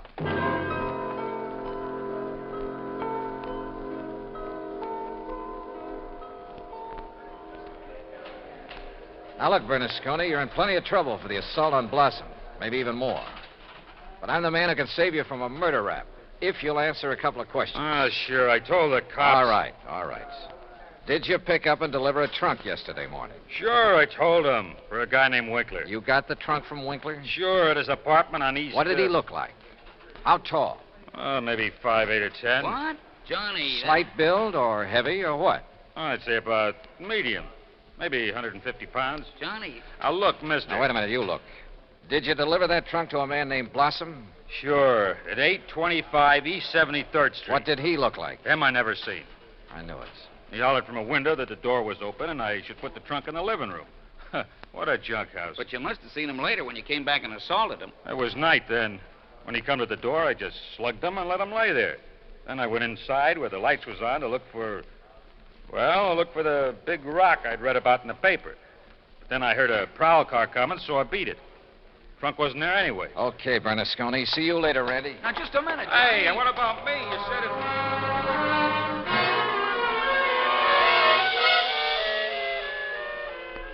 Item 10, 90 cents, taxi to Wilbert Blossom's old brownstone house on East 73rd. Come in, Johnny. Thanks, Mr. Blossom. All recovered from your beating? Oh, of course I am. Here, sit down. You said you wanted to help me on this case. Oh, yes, indeed. Why, this chance to work with a man I consider the finest insurance investigator in the world. Yeah. That's why I called you when I got the trunk with Mr. Winkler's body in it. Mr. Blossom, why don't you All tell the my truth? drab, dull life, I wanted to be a detective, an investigator. And this was my chance. My chance... Tell the truth, did you say? Mr. Blossom, listen to some facts for a minute and see what conclusions you draw from them. Oh, deductions. Like a detective. To begin with, this house of yours is so full of, well, junk. I told you, Johnny, I like things. I like things. But it also has a lot of fine paintings, sculpture, china, jewelry. Oh, I like all sorts of things, especially if they're fine and rare. And bargains. Like the Green Eye of Calcutta? Oh, the most beautiful emerald in the world. And I would conclude that you'd do just about anything to have that stone. Yes, sir, Johnny. I'd reach the same conclusion. Okay. Now, when Albert Winkler and the emerald disappeared, it was in the papers that Inter Allied had written policies on them. Conclusion? Yes, sir. I would deduce that you would be called in. Wouldn't it be smart, then, if the killer was afraid I'd eventually get around to him anyway? Wouldn't it be smart for him to call me in and offer to help me? As a cover-up for what he'd done? Oh, yes. Yes, indeed. Or at least he'd think it would. Oh, yes, I guess he thought it would. Another thing, Mr. Blossom. Oh? What is it, Johnny? The body was packed in the trunk with old newspapers. Like these you keep piled around. Oh, why, yes. And I would deduce... So obvious that both Randy Singer and I overlooked them completely. Oh, well, there's so many things piled around here. You couldn't be expected to... Johnny. Yeah? What really made you decide that... Well, I'd like to know. All right. Albert Winkler was a frail little old man, about 4'11", not much over 100 pounds. Yes, he was. But the man who bought the trunk and had it sent to Winkler's apartment, who gave his name as Winkler, that man was about 5'9", 155 pounds. And he wore thick, old-fashioned steel-rimmed glasses. But, Johnny, I can't see without them. Then there's the truck driver. The man who ordered the trunk delivered to this house gave his name as Winkler, too. But Winkler was dead by then. Dead from a blow inflicted not by some big bruiser, but by somebody of, say, your build. Oh, that awful truck driver who thought the emerald would be in the trunk and came here to steal it and who beat me up. I suppose you want the emerald. Yeah.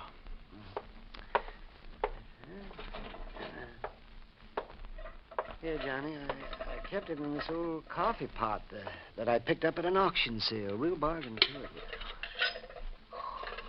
Oh, isn't it a beautiful stone? Oh, if only Mr. Winkler would have sold it to me. At a bargain, that is. Then none of this would have happened. Well, I guess we better go now, hadn't we? It's such a silly thing. Me trying to act like a detective. I guess I didn't even make a very good killer. Did I? Why? Just this overpowering passion to have things? Maybe.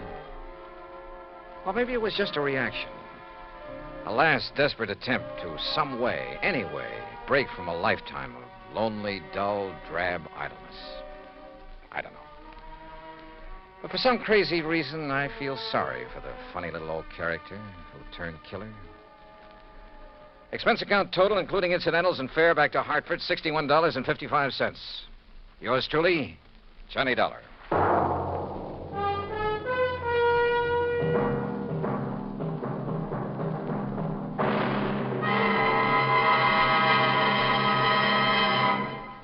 Now, here is our star to tell you about next week's story. Next week, a case so simple, so easy, so obvious, that it proves almost impossible to solve. Join us, won't you? Yours truly, Johnny Dollar.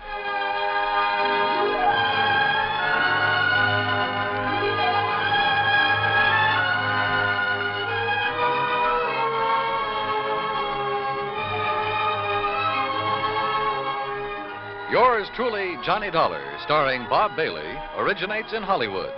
It is produced and directed by Jack Johnstone, who also wrote tonight's story. Heard in our cast were Howard McNear, Herb Ellis, Herb Vigran, Junius Matthews, Herb Butterfield, Frank Gersel, and Johnny Jacobs. Musical supervision is by Jerry Goldsmith. Be sure to join us next week, same time and station, for another exciting story of yours truly, Johnny Dollar. Dan Cubberly speaking. Johnny Dollar has come to you through the worldwide facilities of the United States Armed Forces Radio and Television Service.